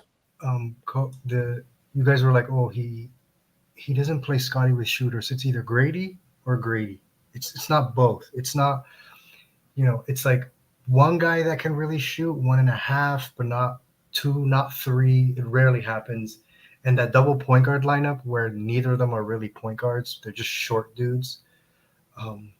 I don't know what the sense of that was, but for the argument I heard you guys talk about, OG's out. It doesn't matter if OG's out.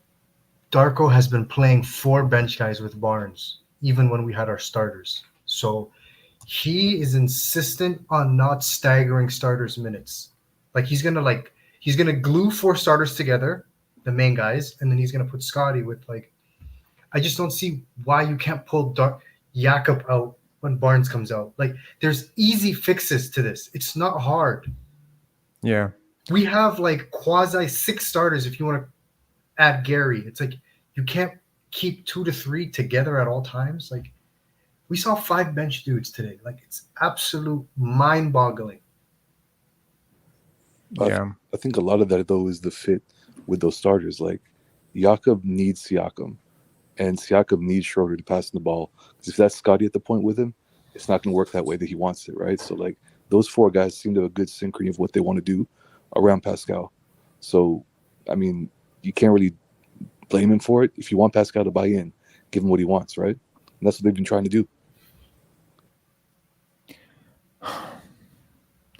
I don't understand. Like, okay, so running the offense around Pascal Siakam to me reminds me of like, I mean, I try to reference back to situations that I delved in too deeply or like knew very deeply. And, you know, there was a time before, I mean, you know, when I was in Jersey, New York area, like we moved around a lot in that area, and Jason Kidd was in New Jersey. We got traded for Stephon Marbury. And they ushered in this beautiful era of basketball around Jason Kidd and Kenyon Martin and Richard Jefferson. So what I thought to be kind of hilarious, and I thought it was like an apt comparison, would be like running the offense through Siakam when you have Barnes is a little bit like running the offense through Richard Jefferson if you have Jason Kidd. It's ridiculous. It's next level stupidity. That's how I see it. The only difference there was Jason Kidd was the older player and Richard Jefferson was the younger player, but like you flip it and it's like it's night and day between how these guys see the court, how they map the court, how they impact the game without the ball, with the ball. But people only see isolation scoring. They see 20 points per game. Yeah, they see 20 points per game. So now, you know, Scotty has their respect and their attention now because he's now a 20 point per game scorer. But if I just, you know, if he was a 19.8 point per game scorer, people see him differently. It's such a stupid way. I can't even with casuals, bro. Like I can't. Also, Ambassador Quan, rest in peace, man. Like we like I've listened to a lot of your comments, and your final straw was Kawhi is a Batiman. Like this was done for me. That was done. For leaving, yeah, fuck yourself, man. Honestly, like Kawhi went home. I have no shade. I don't like Raptor content creators who talk shit about Kawhi, bro. Guy played hurt. Guy played injured. Guy fucking gave it all for a team that he had no intention of coming back to, or very little intention of coming back to. He He didn't ask to be traded here. This is the nature of being in the NBA. But he was super professional. He was a leader and delivered your first championship. Because let me tell you something, he doesn't do what he does against Milwaukee and Philly. You don't get out of those series. So, you know, you want to talk shit about him? You're gone. All right. That's where I'm at with that. Any final notes, guys? I wanted to say not Raptor related, but I saw the G League started, and I looked at the Delaware Bluecoats, and Jeff Dowden wasn't listed on the roster. He's not? Yeah, it was the box score. It had the players that didn't play. His name went on there. Is he with the Sixers right now? I'm not sure. I hope he is. Shit. Well, I don't know. Yeah. Hey Rob, Weird. quick question for you, man. What'd you think about Samson folks stealing your format for Raptors Republic, man? The exact same format as what you're doing tonight. The call-in format? Yeah.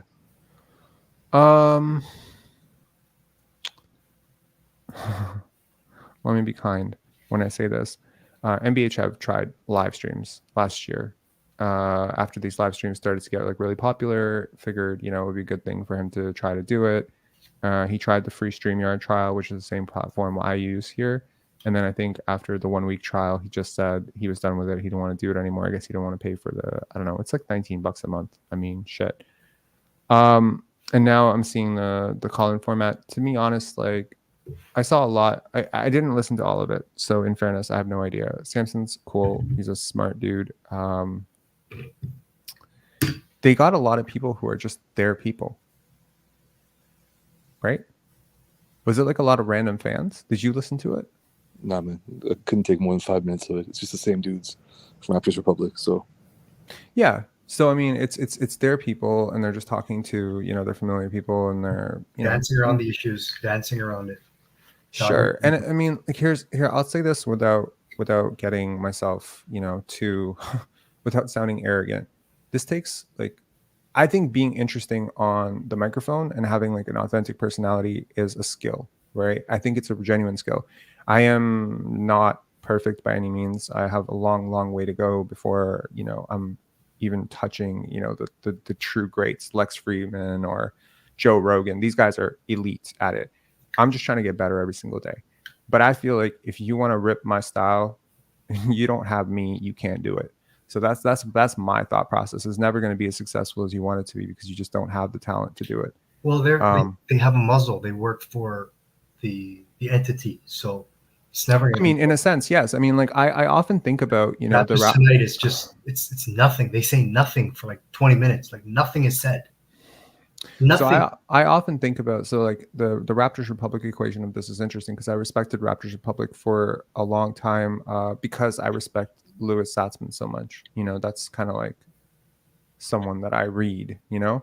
There are very few people that I read in the NBA religiously. Louis is one of those people that I read religiously. And I remember talking to Louis about getting a job with Raptors Republic, and he reached out to me and someone had made an intro and they had talked about it. And so we were supposed to work out something where I was going to do morning recaps for them, do articles for them, do game breakdowns, and then have my own show on Raptors Republic. And that was going to be my, you know, step into the door, right? And I guess I approached that with the same energy that Fred VanVleet would approach a situation like that. I wanted everything. I wanted more. I wanted more money. I wanted a show with Samson. And for whatever reason, I wasn't able to get one. So I can get a show with this guy, that guy, that guy. I can get a show with Oren if we could make it work, but I couldn't get a show with Samson.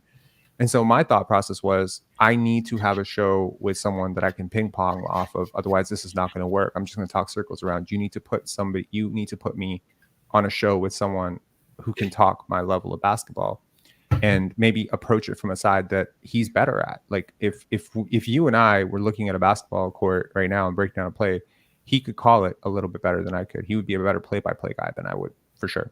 You know what I mean? So when I see it that way, I'm like, this would be great ping pong. And they didn't want to let that happen.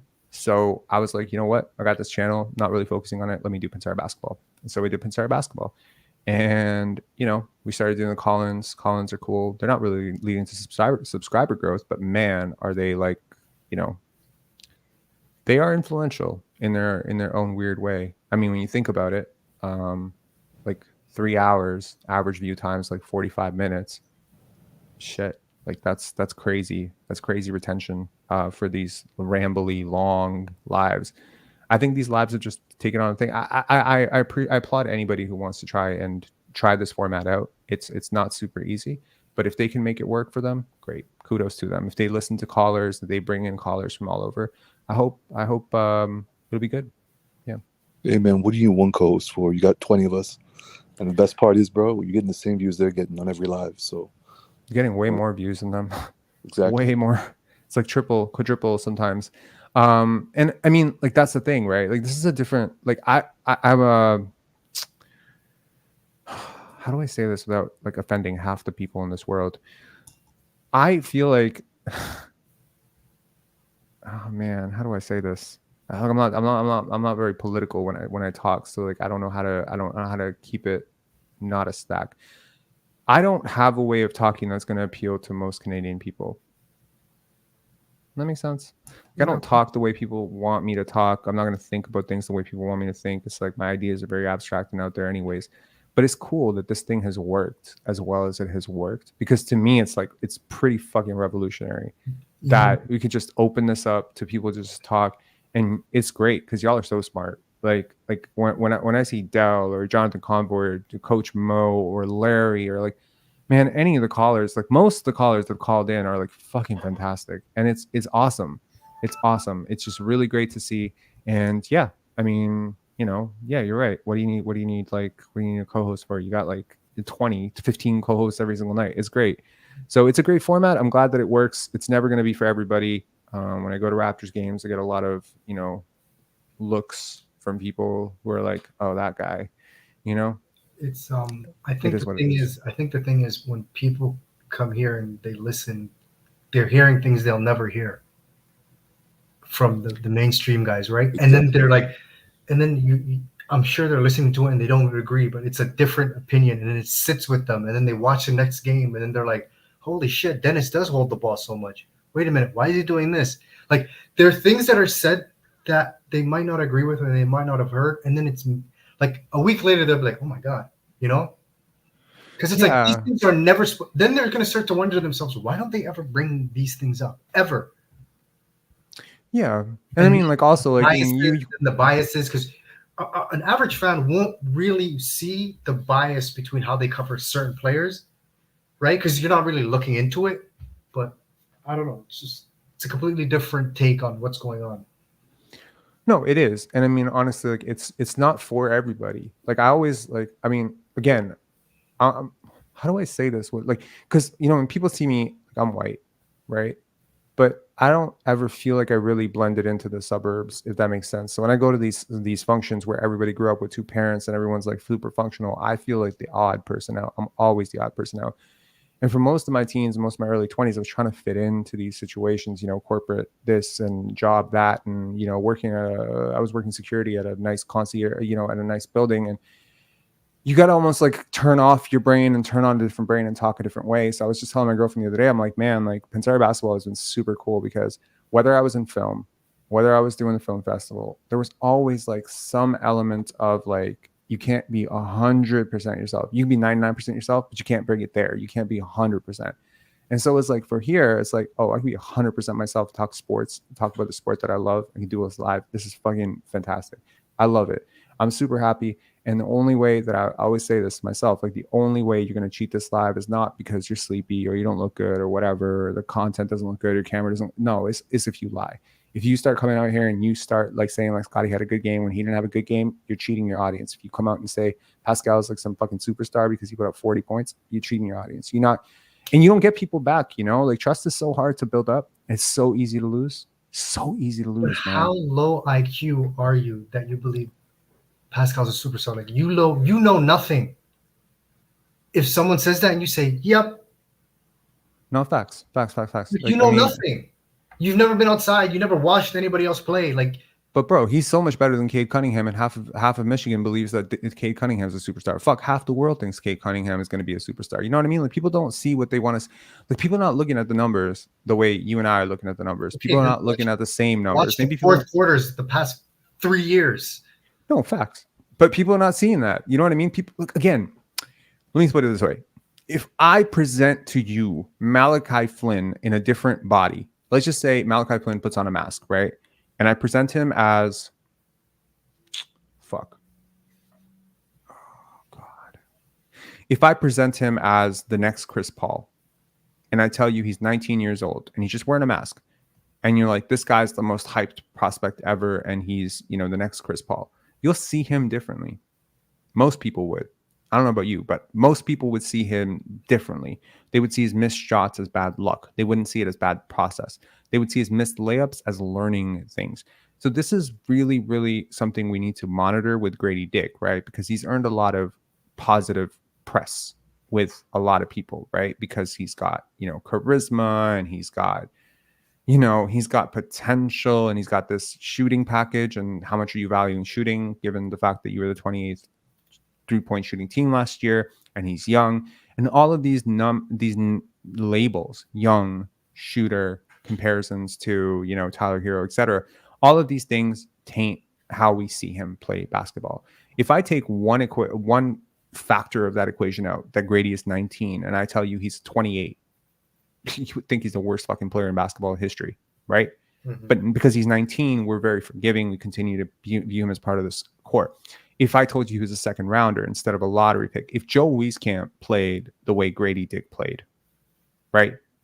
People will be fucking asking for him to be banned to Turkey right now.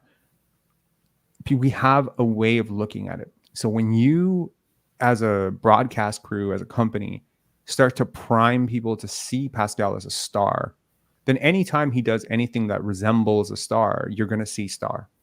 And if you see 5-6 plays of it, that's all you're going to remember. You're not going to remember the 800 times that he forgot to box out. You're going to remember the 25 times he forgot to fucking set a pick. You're not going to remember the 3-4 blow-bys where he didn't communicate. You're not going to see the bad ball. You're not going to see any of that because you saw the 6 things you wanted to see to affirm to your eyes that he's a superstar. It's the same thing with, Shaedon Sharpe. People are not going to see the turnovers. People are going to see what they want to see. They're going to see the next Vince Carter. He's not the next Vince Carter. Relax. But people see it. If you brand someone as the next Vince Carter, and he dunks like Vince Carter, you're never going to see that he doesn't create space like Vince Carter, process the game like Vince Carter. So really, more so than anything, this is not a basketball discussion. Rather, this is a discussion on neuroscience and psychology and biases, understanding what our eyes are seeing and what our eyes are allowing ourselves to see. Because this is a reason why Daryl Morey, who's very much on the forefront of this thought process, the Moneyball thought process, he always said, if you're going to compare a draft prospect, it can't be someone of the same ethnicity. So you can't compare white guys to white guys. You can't compare black guys to black guys. You have to compare them to someone of a different ethnicity. Now, that's very limiting, given like 75 to 80% of pro basketball players are African-American or black.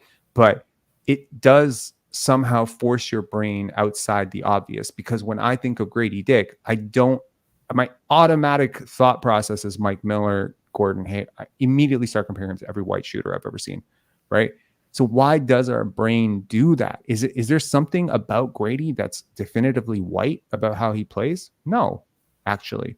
Probably at all. Like Miller. Probably dunks like Mike Miller.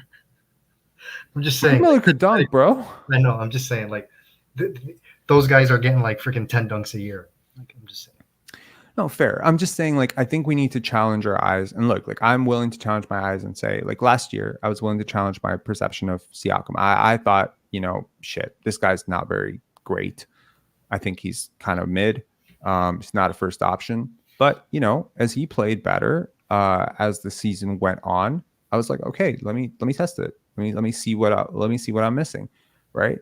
And so I would look for the opposite. Again, I would look for the opposite. What am I missing? What am I not seeing here? And I would look for the opposite. Test my biases. It's the same thing with Scotty. I'm seeing an ascending superstar. Some people are seeing a fucking role-playing bum. What are they seeing that I'm not seeing? Let me flip it. Let me see. And tonight I saw a little bit about what people complained about last year, which is, yo, man, like you checked out. You checked out for 6-7 minutes of the game. Maybe you're frustrated, and I empathize with that. But there's no excuse for someone this good being this bad for 7 minutes of basketball when your team is down. Impossible. So that's what I'm saying. Like, you never see if you don't allow yourself to see. Like, if Grady is in fact a bust, if that is the truth, I'll guarantee you this channel will call it out before everybody else.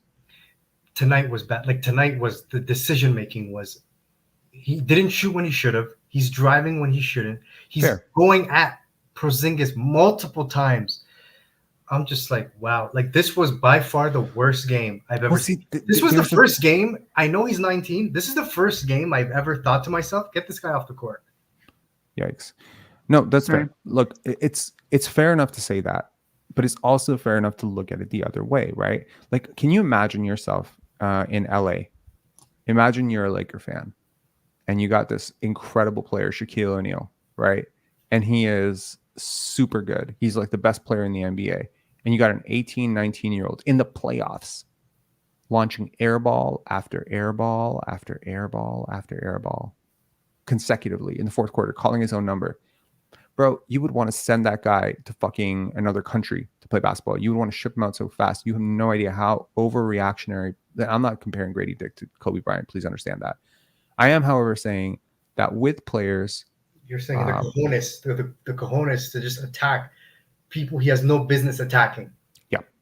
What I am looking for in Grady is, do you continue to play your game when your game clearly isn't working?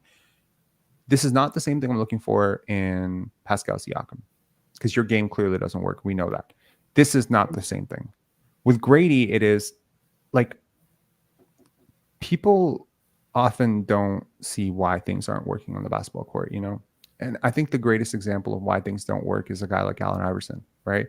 Allen Iverson had no business being as good as he was at his size, but he had something that no one could really stop, which was he had inches.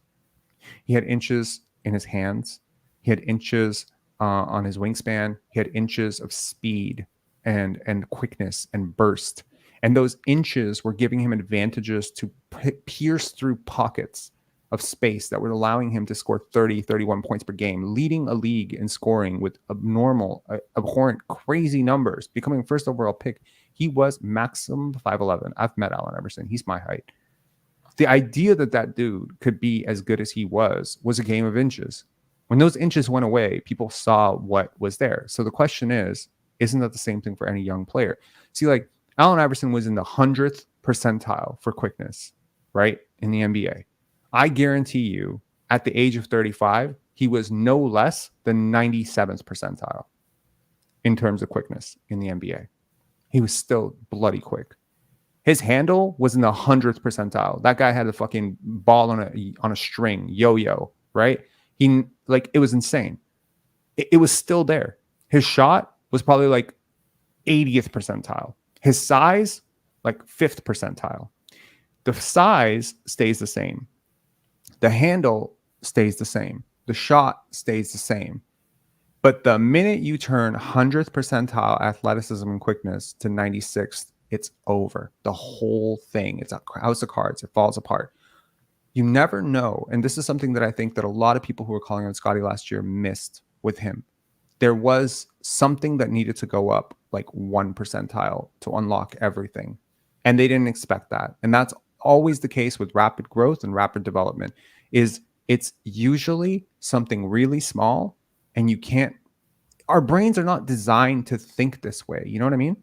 Like most of us think that I have $10 today. If I work really hard, I'll have $20 tomorrow. If I work really hard, most of us don't think in terms of quantum leaps. We don't think, well, I have $10 today, I have $20 tomorrow, and if I work really hard tomorrow, I'm going to have $1 million the next day. We don't think like that. But that's really a lot closer to how life actually works. So this sort of linear growth progression is what throws people away from seeing the patterns in young players that they need to see. Someone like Grady, what I'm looking for really is, do you continue to play your game? Do you continue to be fearless? Do you continue to attack? The only thing that's going to make me sour on Grady is if he, shows bad body language, like Malachi Flynn had a bad body language moment. He missed a point blank layup where he was pretty much open. It was floater range, and he hung his head. The 1.5 seconds that he took to regather his body language from hanging his head to getting back on defense, I believe the Celtics scored on that. Or they got a wide open shot and they missed. My point is, that cannot happen. So next play mentality. Do you adjust quickly? Do you hang your head? Do you start aiming your shot when you miss? Now I'm seeing your psychology. after a bad stretch, do you sit hunched on the bench or are you still prideful? How do you talk after a loss? How do you talk after a win? I need to know these things because I need to map out who you basically. Do you even talk after a loss? Facts. Do you even talk after a loss? My girlfriend, as I said, she noticed this right away about the Scotty, limping thing, and I noticed it too. I noticed it like 3-4 games ago. But one thing she noticed really, really, it was incredible because I didn't see this. She said, "Did you notice that Pascal Siakam walks with his shoulders inward?" And I was like, "Huh?" And then I looked at the screen, and he's kind of walking into the tunnel. And he's got his shoulders down, he's got his head down, and it's kind of like it's just slumped. His body language is slumped. Everything's closed off. And she's like, it's so different than Jason Tatum and Scotty Barnes, who kind of walk with their chest up. She's like, he should fix this. Now, she's not saying this as a Siakam hater. She's actually saying this as a person who just works with people on their posture all day. Posture reflects mindset, mentality, who you really are. Like people inadvertently when they're lying have so many cues. Like they'll touch their ear, they'll touch their beard, they'll touch their nose, they'll do certain things when they're uncomfortable. And Pascal Siakam's body language for years has projected a completely different person than who he's talking about.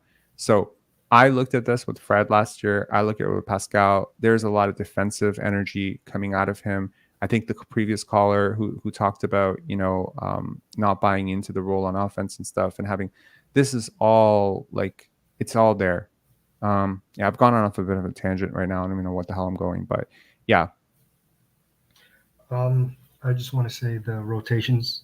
I just watch every game. I don't even watch for Scotty anymore. I just watch to see what Darko is going to do with the rotation. It's just fascinating to see how long he's going to stick with this. So that's the most fun thing.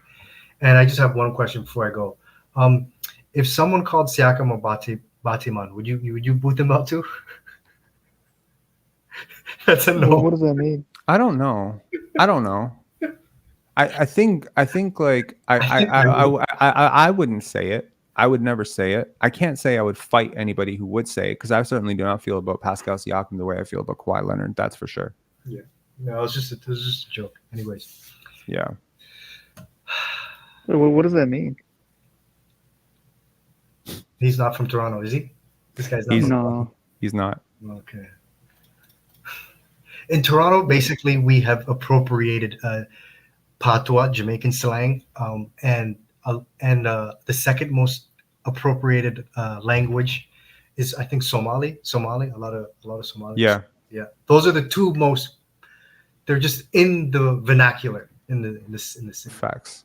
Yeah, it totally is. It's bled into everywhere. I grew up a lot in Scarborough, so I was around it a lot. I'm not saying like I spoke the slang or whatever, but I'm very familiar with it. You say, are you with the culture or are you not with the culture? We with the culture? Yeah. No, you know what? This is a random thing to say, but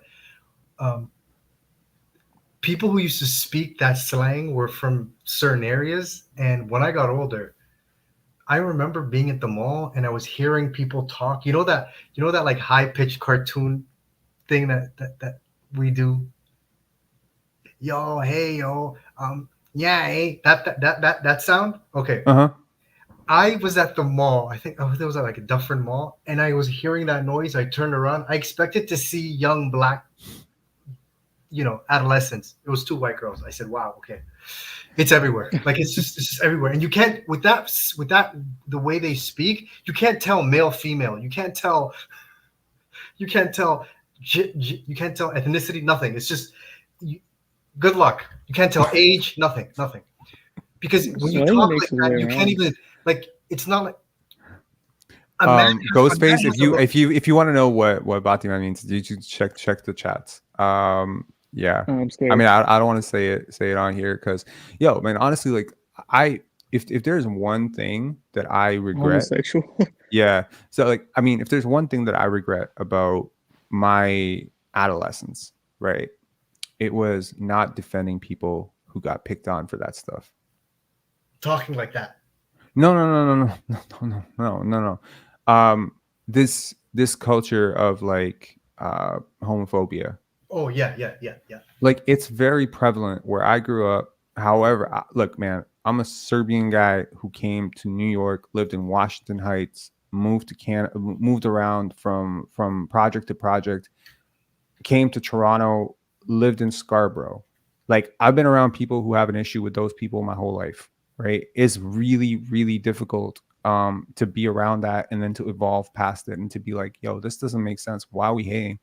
Why do we have such a culture that is so homophobic? Like, what have these people done to you? You know, I remember, because I was around that culture so much. let me express honestly on this, because, you know, like, why would I lie? We went to Provincetown. I remember this very clearly. I was 13 years old or 14 years old. We went to Provincetown again. Like, just being a young kid from the projects. Like, you literally, like, one dude wears fucking, like, his backpack the wrong way is like he's getting trolled for the rest of the fucking his life. You know what I mean? Yeah. Like you wearing it like that, you know. And a nickname for the rest of his life. Exactly, right? Is worn for the rest of his life. Oh yeah. Exactly. Yeah. So what I'm saying is, like, that indoctrination into that mindset, which I feel is very wrong and very toxic, and I'm thankful that I got out of it. When I was 13, I went to this. I think my aunt just knew that I was being, you know, I was growing up around this idea. So they surprised me by bringing me to fucking Provincetown. And it was after a gay pride parade. I had never seen a gay pride parade. I genuinely feel like at 13, I had not really been around people who were homosexual ever. And there was this two tall gentlemen. I don't know if they were gentlemen.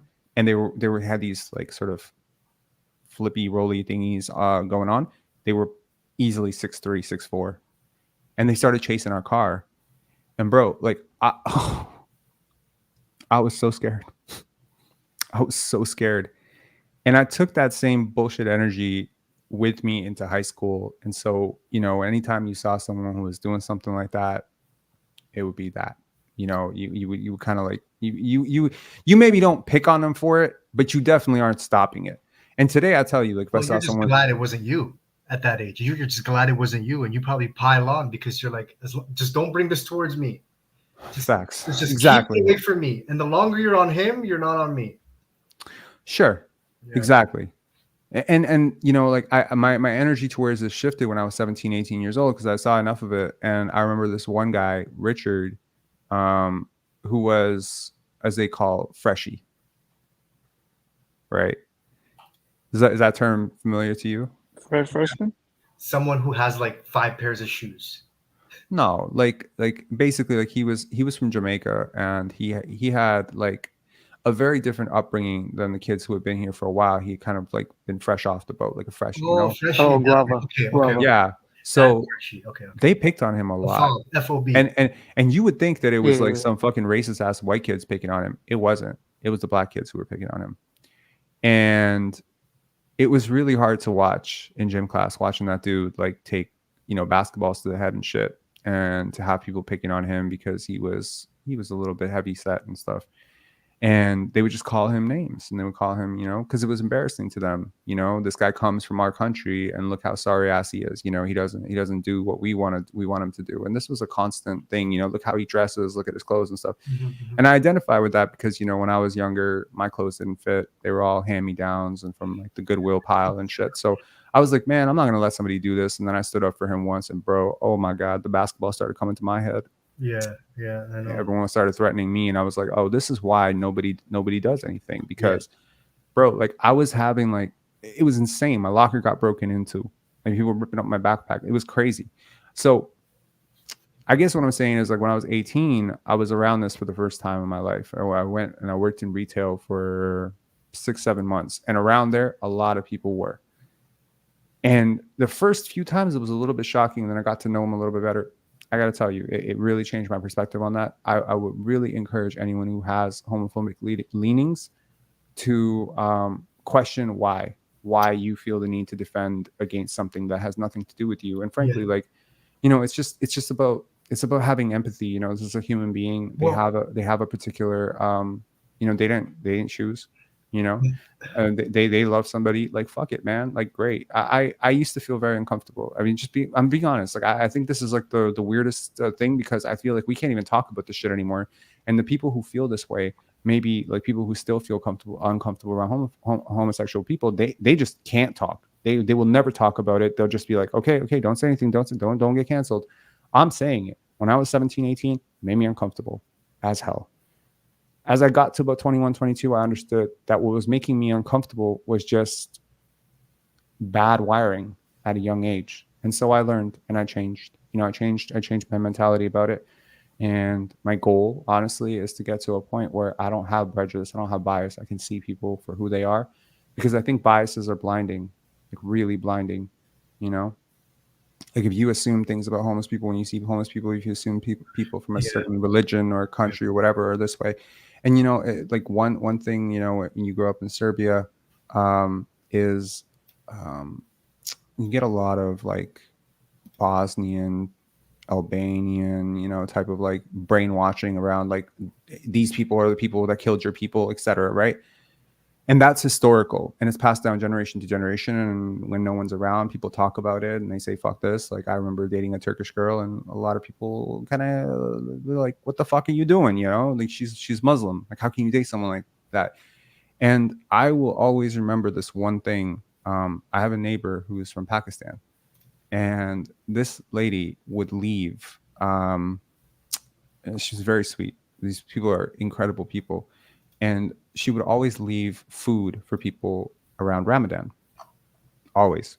Every year around Ramadan, they would always leave food for people. But they never knocked on my door. Ever.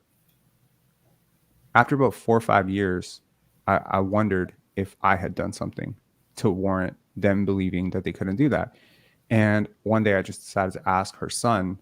I said, hey, man, I got a question for you. We don't talk much. We kind of nod in the hallway. Can I ask you like why your family does not, like, I'm not asking for food. I'm just saying like, why do you guys not leave that? And they said, oh, well, we know that you're Serbian, and typically Serbian people have an issue with us. Mm-hmm. And I was just like, oh my God. So I wrote them a card. I don't know if that was appropriate for Ramadan, saying Happy Ramadan. And from that point on, we've had like a little bit better relationship. And I think 3 years ago, they brought over a meal, and I enjoyed it, and I loved it. It was really good food. Yeah, I don't know. I just want a less divided world, man. I want less like hostility. I want less of all this shit. And I feel like it's so often that when you meet people who are in this political sphere of like preaching tolerance and stuff, when you get them in closed doors, you see how intolerant they are behind closed doors, and you just want to vomit. Like their biases, they're like sitting there talking about like, oh, we got to promote love for all native people, and then you get them behind closed doors and they're talking shit about all Turks. And it's just like, bro, do you see the fucking irony of what you're doing? You're talking about promoting peace for one person, and you're talking about fucking hating another person. Or they're like all about anti-racism, but then they go and they fucking hate, gay people. It's like, what the fuck? Like how can you have hate in your heart like this? So I can never imagine like this concept of like hating someone for who they are, like a particular group of people. It's just fucking crazy. You're Serbian Orthodox, right? Yeah, I am. I don't know much about the religion, but I do know one Serbian Orthodox person, and he's severely homophobic. Is that like just a cultural thing, or? Yeah, it is. And I don't mean Okay. to. I know we have a lot of Serbian followers, and if someone Serbian wants to call in and have a discussion with me about this, we can maybe bridge the divide here.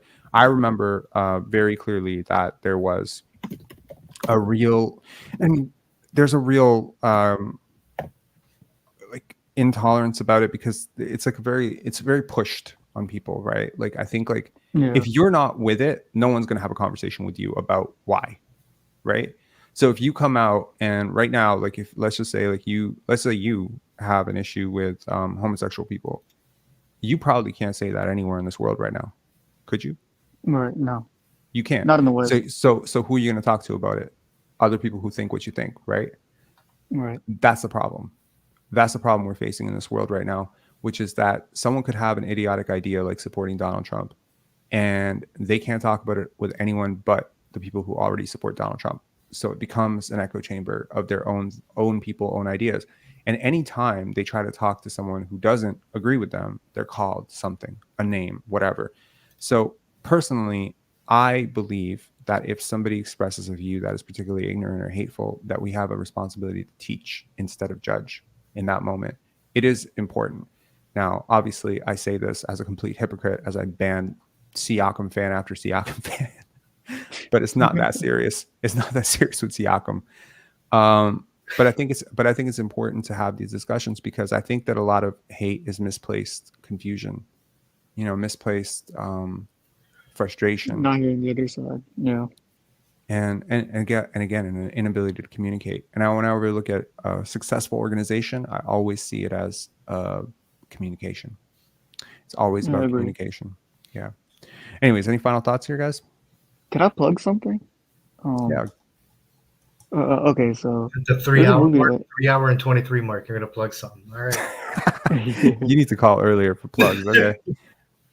So I'm a big film guy, and Really? on the yeah, I'm a on the filmmaker. topic, Did you know this?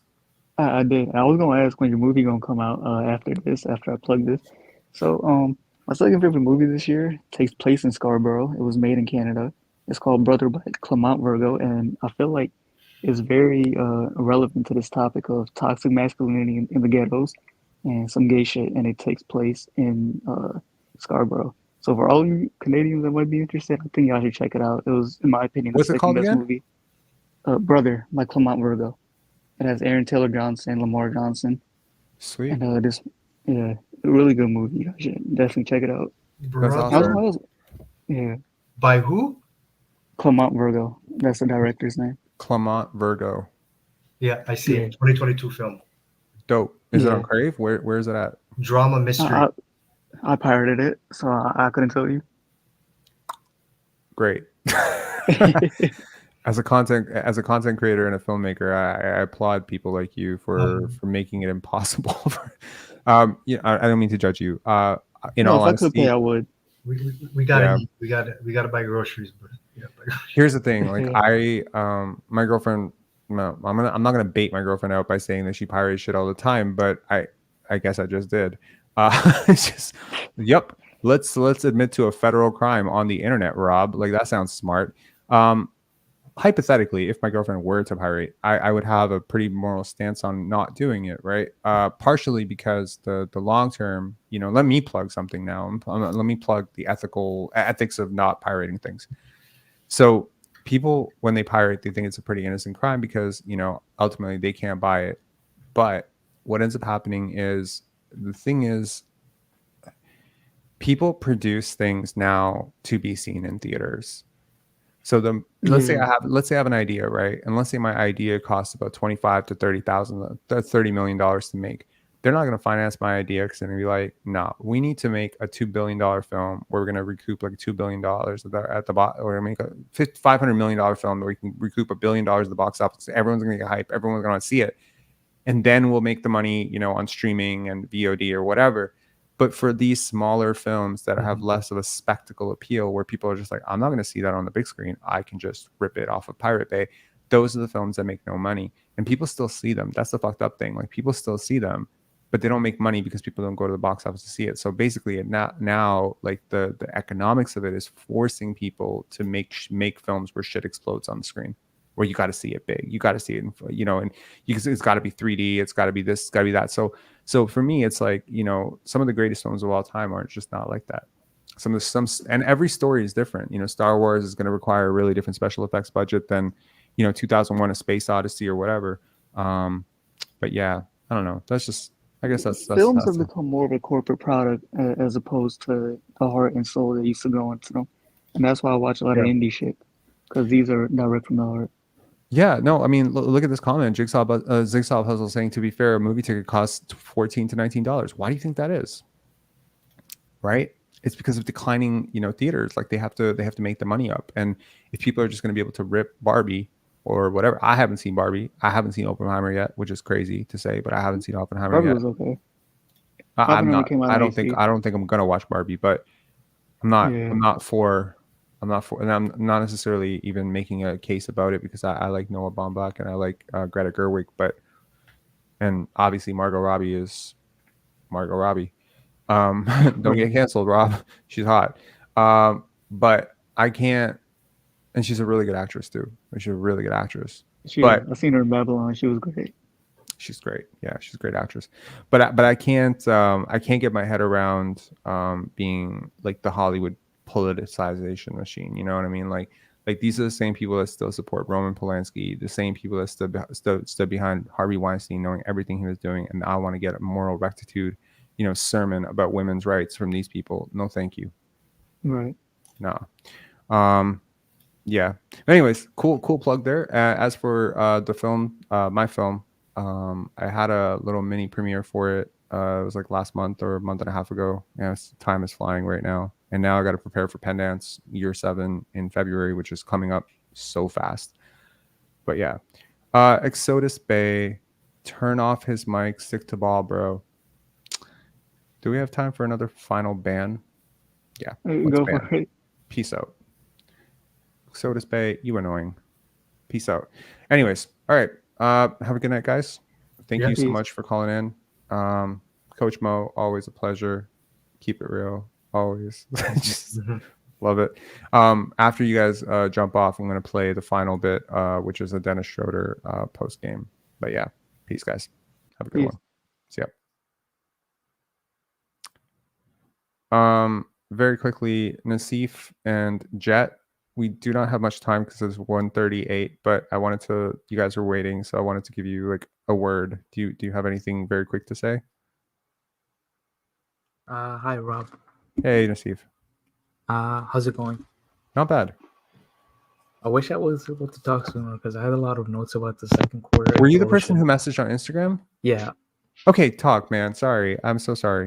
It's fine. I mean, it's gonna take a while. I think I could talk about. You're gonna look at the video of the game regardless, so you're gonna see it.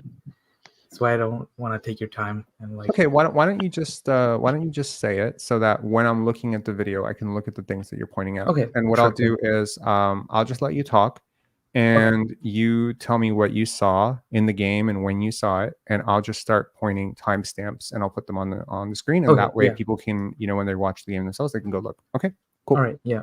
All right, so first thing was like, you close up this first quarter up 6. It looks pretty good actually. So I don't know what the lineup. I forgot the exact lineup they went with, but they opened the quarter. Precious Achiuwa is taking the ball down the court, passes the ball to the right to Malachi, but he was like running up, and so he misses him, and it goes out of bounds. That's how that's how it starts. And Precious does not have a good quarter, to say the least. So that's the first play, and then afterwards you have Precious Achiuwa again at 9:50 in the second quarter, 9:50 remaining. He's on defense, and so Holiday does Drew Holiday does a pretty simple like those plays where you would jab a little and then you pull back. So Precious bites, and then he loses his footing, and then Drew Holiday gets a really easy jumper because of that. Because I'm saying this only because like Precious Achiuwa always talks about being a really good defender, but he hasn't like really shown up like in a lot of places, and I think he has the, as you say, he has the athleticism, but he doesn't have the IQ to notice what other people are trying in the court, like off ball or on ball. So that's why I'm like a little bit focusing on Precious. But all right, so moving on. The third play I noticed, it was it was an offensive play. Oh no, sorry, it was a defensive play. Drew Holiday is driving into Jaden McDaniels. Or was it Jalen? Jalen, sorry. You wish you had Jaden McDaniels. I wish, man. I wish. When we signed Jalen, I thought we signed Jaden the first time because I wasn't paying attention. But so, anyways, Drew Holiday is driving into Jaden McDaniels. He basically uses his shoulder and he pushes him off the court. So he's just sitting outside the baseline. What is the timestamp on that? 9:22 minutes remaining. So after that, so Drew passes to the corner. I forgot to whom. I think it was Sam Hauser. He misses the 3, and then what's his name? McDaniels. He sits out. He just. I think he was just flabbergasted by that he got taken out by Drew. So in response, he just sits there, misses the rebound because Scotty's boxing out the other guy on the side, and so no one gets the rebound. So what happens is like he's sitting out. I forget who gets the rebound. They do a quick handoff to the corner 3, and then they do a couple more handoffs, and then Horford, or was it? Can I please ask you to condense this just a little bit more, because it is 1:40, and I mean, I appreciate that you've been waiting a super long time, and I love that you took notes. I love it, but there's a Yeah, lot sure. of preambling going on. So Sorry, yeah. if you can, no, this is your first time, right? It's your first Yeah. time on? Yeah. Okay. So if you can do something like Precious Achua missed the rotation at 9:22, Drew Holiday pushed off on Precious Achua or pushed off on Joe McDaniels at 9:30. So we can get a little bit faster on the pace. Sure, I appreciate that. I'm so sorry I didn't Yeah. bring you on sooner. Yeah. Yeah, it's fine. No worries. Okay. So Go yeah. ahead. So at the end of that, Horford gets a really open, very wide open three, makes it, and then so next play, 8 minutes 50 seconds remaining. Achua is takes a corner, lightly contested. He airballs it. So he airballs it, and Matt Devlin's like he got blocked, but it was a really bad airball. So that and then so moving Move on. Next play. Mhm. Trent gets a pass from Malachi, and then he does an ISO play. He gets cornered in. So Malachi's actually ball watching instead of like moving and making space. So Trent in the end takes a contested jumper and he misses. But if Malachi made a rotation, he gets a really open look. This was at 8:25 remaining, and then there's another play. So there's one point where Chris Boucher and what's the his name? timestamp? 7:50 remaining. Chris Boucher and Jakob Poeltl were on the court together. So Chris Boucher, he does these post-up plays, a lot of ISO post-up plays where he tries to draw the defender, but once he draws them, he doesn't actually do the dump off. He had Jakob Poeltl open and he missed the assignment, but doing the handoff, and so that happened. And he actually tried the shot. He gets a foul, but if he passes to Jakob, he probably gets 3 points out of that if Jakob even gets fouled. And this, so that was at 7:50 remaining. Moving. Next play is 6:50 remaining. Shorter. He does like. Is it 7:50 or 7:55? 7:50. So next play is 6:50. A minute later, shorter. He does this thing where he plays fast, tries to drive in, but Boston's like very clogged in the paint. So what he does, he tries to dumps it to what do you call it? What's his name? Chris Boucher, but he aims it at his foot, and it goes to turnover. And then he's just pouting at the end of that play. So that was at 6:50. Moving on at second quarter, 6 minutes 37 seconds remaining. Boston uses a couple of screens, and then this happened a couple times tonight actually. They got Porzingis being guarded by Dennis Schroeder, and I did not like how it they didn't come to do a help assignment, and when it came in, it was already too late. Like he gets a really open, the easiest shot of his career. Like a couple times that happened. It was really annoying to see. I was surprised because with Nick Nurse, he at least tries to get the rotations ready, to force an advantage matchup into making a mistake. So I didn't like that play. All right, so that was at 6:37, and then so moving on at 5:40, Chris Boucher gets an open three, and this was a play where Dennis Schroeder gave Chris Boucher a really open three. He makes it, and they're getting hyped and shit. And then on transition, Boston were just pushing it, right? And Dennis Schroeder and Chris Boucher, they just bump into each other, and then Jalen Brown gets a really wide open three. It was really funny to see in person because, in the game, because it was I think that was drafted material right there.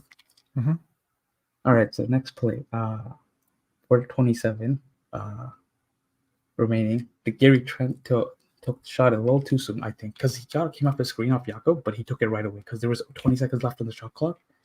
So I don't know. Maybe it's the right play, but I don't know. Maybe he could have pried a little more and gotten a better advantage rather than the threw from the top of the key. 4:18, second quarter.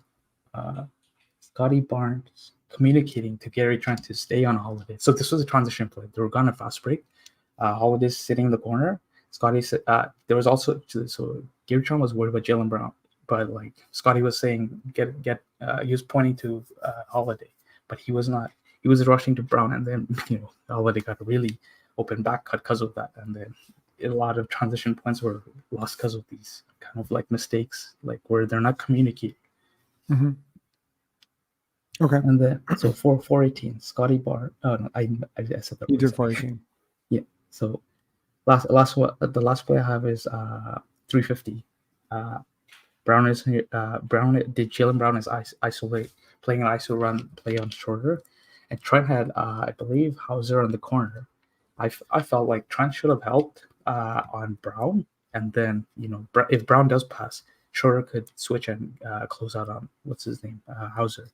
So they got it really easy through a look from that. I think they didn't make the shot. That was a 350, and that's all my plays that I noticed were like I don't think they were like. These are like all these mistakes, small mistakes matter a lot. Could like they don't get this 22-point comeback out of nothing. They just like play Right. with pace, play with urgency, and everything. So that's basically all the plays I saw. But there's obviously a lot more. I think it's just like I was like, by the time I finished watching this clip, the third quarter was done because I was actually like I was rewinding and playing like each like Raptors offense or defensive Are you like assignment. you like PVR it? Yeah. Or DVR? Is it DVR? PVR? DVR. Okay. Yeah. Interesting. Well, thank you so much for doing this. I think last year we had a community member, Jonathan, who also did this. I think once where he would just be like, okay, this play, they did this. I think this is very useful. I think I encourage anybody to kind of like shit test their own. I was curious vibe. after all your, the play-by-plays that you've been, going over a few games back. Yeah, like I mean, it's important, right? Like if you think Malachi is really, really bad, then He's not. I actually don't think he's bad. I don't think he's bad either. Yeah, it's just on defense. Sometimes he's not communicating with his buddies, but I think it's also like on everyone to be able to do that. I think it's just gonna take some time to get used to because Malachi's also had a year where he didn't have a lot of playtime, honestly, like last year. So I think it's just like gonna take some time. But I think he's capable. It's just like gonna take a few more games, I think, to get used to playing how to play defense and whatnot. Absolutely. Yeah. Jet, how are you doing? I'm good, man. That was a great analysis. See, this is a testament to the type of callers you have, approaching your show and the viewers. This is sensible people who know what they're most of them know what they're talking about. So it's pretty cool. Absolutely. Yeah. No, I mean, I think like attracts like, man. I think if you're honest, you'll create an honest community. If you're accountable, you create an accountable community. It's important. It's very important for culture building, and I mean, we're not the Raptors, we're not the Toronto Raptors, we're not MLSE, but we're trying to build a culture here too. What do you think of the game tonight? Very quickly, if you can. They it was just like on and off a bit. They're focus, and then they lose their focus, and then also you were mentioning the rotations and a lot of egos with the starters. Siakam just trying to get his own and not really following. I guess he wasn't even following the game plan, to be honest with you. Scotty, I think you were right. Something to do with his posture, and maybe there could be something nagging that's affecting him. But they gave it an effort. What can you do? This is the product we have right now. Our viewership and dollars are going to dictate what happens next now. Because to be honest with you, two things I wanted to just point out. Sure. Like the box office, like movies, the dollar is king. It predicts what people want to watch for the most part.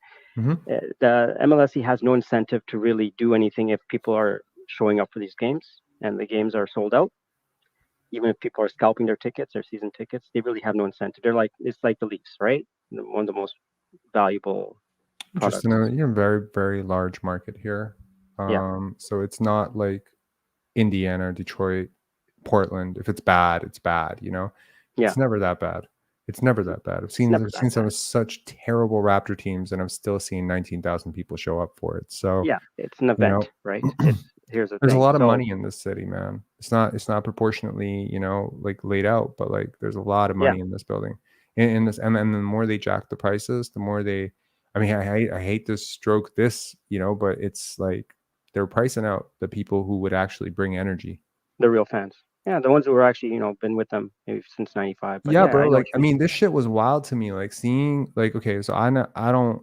Like I'm not poor, but I'm not like rich, so middle I don't class. have. Yeah, like me, I suppose, right? Sure. Yeah, okay. Yeah. I consider myself comfortably middle class. So when I see people who are like super wealthy, like at these games, bro, like they don't even pay. They're not even seeing the game. They're not watching the game. No. See how half of They them are on their leave phone. their seats for like fucking 55 minutes at a time. Bro, I've never really sat courtside before last year, and I got to see like basically courtside. I was like 4-5 rows back, and it was during the New Orleans Pelicans game. And it was a competitive game, man. I think the Raptors won. I can't remember if they won, but it was really competitive. And shit, like you would like I was scanning, and I was like, oh, like I wonder who's here, if there's celebrities or whatever. There weren't any celebrities, but man, there was this entire pocket of seats that was just empty. And it's like right next to the court. I can't even imagine playing in a stadium. Like I have no experience beyond high school. Whereas like 40 seats that are just missing people. And those are the people that would be in the closest position to, egg on other players or whatever. Yeah. And I'm like, I'm wondering where the fuck these people are. These seats just not get filled tonight. And then sometime in the early fourth quarter, all of them come with their little mimosas and their popcorn, and they come. So I had to ask them. I'm like, yo, like these seats are worth like $300, $400, $500, $600. You could have just sold them. They're like, oh no, we're using them. And I was like, how are you using them? You haven't been here the whole time. They were like, no, we have this box. And so they sit in a private room, watch the game on television, and then walk to their fucking seat when it gets interesting. Amazing. Oh my God. How great is that? That's fantastic. Look at the world we live in now. Whoa, bro. Like to me, I'm just like I don't even understand this. Like, I get it. I didn't grow up around money. I have no idea like how this shit works sometimes where, people just have so much that they can be so wasteful with it.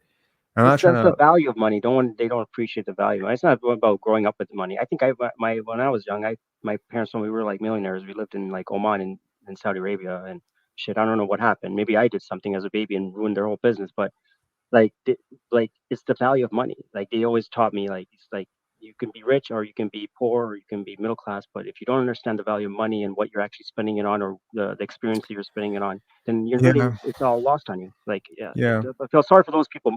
If anything, you feel sorry for those people more because they're not actually going to appreciate it when they one day they look back. You know what I don't like? It's like, when they start the quarters or even like the tip off, they're on their phones trying to record the tip off rather than watching the game. I don't it's a generation that. Well, it's like you go to a concert and they record it with their phone. They're not even experiencing the moment. I mean, factual. Like what I personally can't stand is watching people like get so like how many times we see the Raptors come out really sluggish in the third quarter. Yeah. And it's so often because people haven't gotten back to their seats. And I'm just so tired complaining about this. They go on and it's like you have these super long lines, but I'm like, bro, like, I mean, I can't even wrap my head around missing like 2 minutes of the game because I need to get some fucking pizza. Eat some pizza at home, come to the game prepared, locked, So like I don't know. I you're right. but it is whatever. Raptors has a product, and the fans who are there, who are not really fans, who are just taking this for granted, affect the middle class or the hardworking people who come to these games, who maybe spend their life savings, or it could be a birthday or something, and have a really bad experience because they lose, and it's just like a blowout or whatever, all based on the energy that was provided by the fans and that affect the players and the whole staff, like. Accordingly. So it's absolutely. bad. I just want to tell you quickly. So we were talking about Raptors tonight. Last week I was working at a charity event as an assistant bartender, and I came across the host. I don't know if you're familiar with the host, Randy. Yep, I am. Maybe. Let's just say he is a real one like you, except the muzzles of MLSC. I mean, like in the sense he's very critical of the team, but the muzzles of MLSC can't hold him back, and the old heads who surround him are very much on the. I've met Randy. I know people who know him, and yeah, that's sort of my read on it as well. So yeah, and he didn't. I spoke to him for quite a bit, and he extended an invite because he said a lot of these Raptor people who come on the show, like fan of whatever, they don't really approach it too well. And he's invited me, extended an invite, and I told him, look, I know some other people who I think would bring some good conversation to the show and may, help the views and whatever. And I thought of you. I don't know if that's something you would be interested in. Obviously, you've got your own thing going on, but maybe just bring some class to that show. If You I never know. mean, first If of you're all, interested. I'm pretty sure that I would be banned I think he would be immediately. bullied in Whatever. the first It'll episode. be one for the books. It'll be the most viewed episode. Whatever. It would be the most viewed episode. They'd You be leave like stupid. Costanza. You leave on a high note. Here you go. I think more people would make look, fun of him, but yeah. you can definitely tell them that if they're open to having me, I'll be on it for sure. No Okay. ducking. I'll be on it. I'm gonna go on it first, so I don't know what. I Yeah, go almost ahead. went on it last year when we were at the game. I did a live from the game after, and we had the director of Raptors Open Gym on our live. If y'all remember Yeah. that, because Vince had, Yeah. So I mean, Randy was right there, Jack was right there, Leo I believe was there, Sherm was there. So I got to meet Randy. I got to talk to him a little bit. I got to meet Jack for the what feels like 5th, 6th, 8th time now. Yeah. Met Leo like many times throughout the years. So yeah, I mean, if they'll have me, they'll have me. That's cool. Yeah, sure. I'll go on. I'll talk. We I'm can gonna message talk. you privately. I'm gonna bring you up. Don't worry about it. I'm gonna message you privately in the next. If I plan to go next week, I gotta come with a nice question, and you might be able to help me with a nice question. I want to put them kind of on the hot seat. I don't mind if I get docs, whatever. I don't care. It'll be a blazing glory. I get all the Pencer viewers will watch it. We'll do it up for the team. Yeah. Yeah. Anyways, Jet, thank you Yeah. so much. Nassif, Thanks. Thank you so much Thank for you. coming on, guys. Yeah, have a Appreciate good it. good weekend. Sure. You take Yeah, care. you too. Have a good See you, one. man. I'll Have a good see you in weekend, 4 hours. Probably making another live. It was a good 4 Probably. hours. Better than the game. Probably. All right. Take care, man. Later. See ya. Bye. All right. Whatever happened to Akil Augustine? Shout outs to Akil, eh? So long time ago, I was on a subway, and I don't know if you guys remember Dan Gladman, but I was running a dog walking company for someone that's very close to Dan. And I remember meeting Akil on a train or something, and I had met him before, but he didn't remember me. And it's weird bumping into these people because you do see them, and I guess people feel similarly if they bump into me now at a Raptors game or whatever, where it's just like, dude, I've watched you on the screen before. I don't like you, or I do like you. And I remember Akil was running some show on Raptors TV at the time. I don't remember what it's called, but they would just hang around and talk. And I remember talking to him, and I was like, yo, I used to do work with the Fan 590. I used to work for Bleacher Report. Have me on your show. And he said to me, how many Twitter followers do you have? Right. And I was like, I don't have Twitter. And I think at that point, this was at least 10 years ago, at least 10. I want to say it was 2013, 2014. It was around there. It might have been 2015, maximum 2014 though. So yeah, I remember hearing that and thinking like, what does that have to do with what I have to offer? But I realized that that's kind of like the world we're living in, right? What kind of clout do you have? What kind of following do you have? So if you've ever wondered why I genuinely want to destroy Raptors TV or Raptors Tonight or any of those shows, I want to bust their ass in terms of ratings, this is why. I want to prove that this works. I want to prove that this can be better than that. It's competitive, but yeah. Anyways, talk to y'all later. Have a good one. Make sure to hit like on your way out. This live definitely went off the rails quite a few times. A lot of bands, a lot of whatever, but I hope it was entertaining. I hope it was interesting. And yeah, maybe we'll definitely look at that second quarter that Nassif brought up. I'll definitely look at it tomorrow or tonight and just kind of see what I felt about it. I felt like the second quarter was horrible. Absolutely. To anyone who wants a silver lining is you didn't have O.G Anunoby. You played them pretty tough and pretty competitive. But I just want to be clear. I don't think you saw the best of the Boston Celtics tonight. I really don't. That's just my read on it. I don't think so. Yeah. Thanks a lot, man. Thank you to all of you for sticking it out with us. We went from 360 people all the way down to 194. But thank you to all of you. It's 2:00 in the morning. Have a good night, y'all. Take care.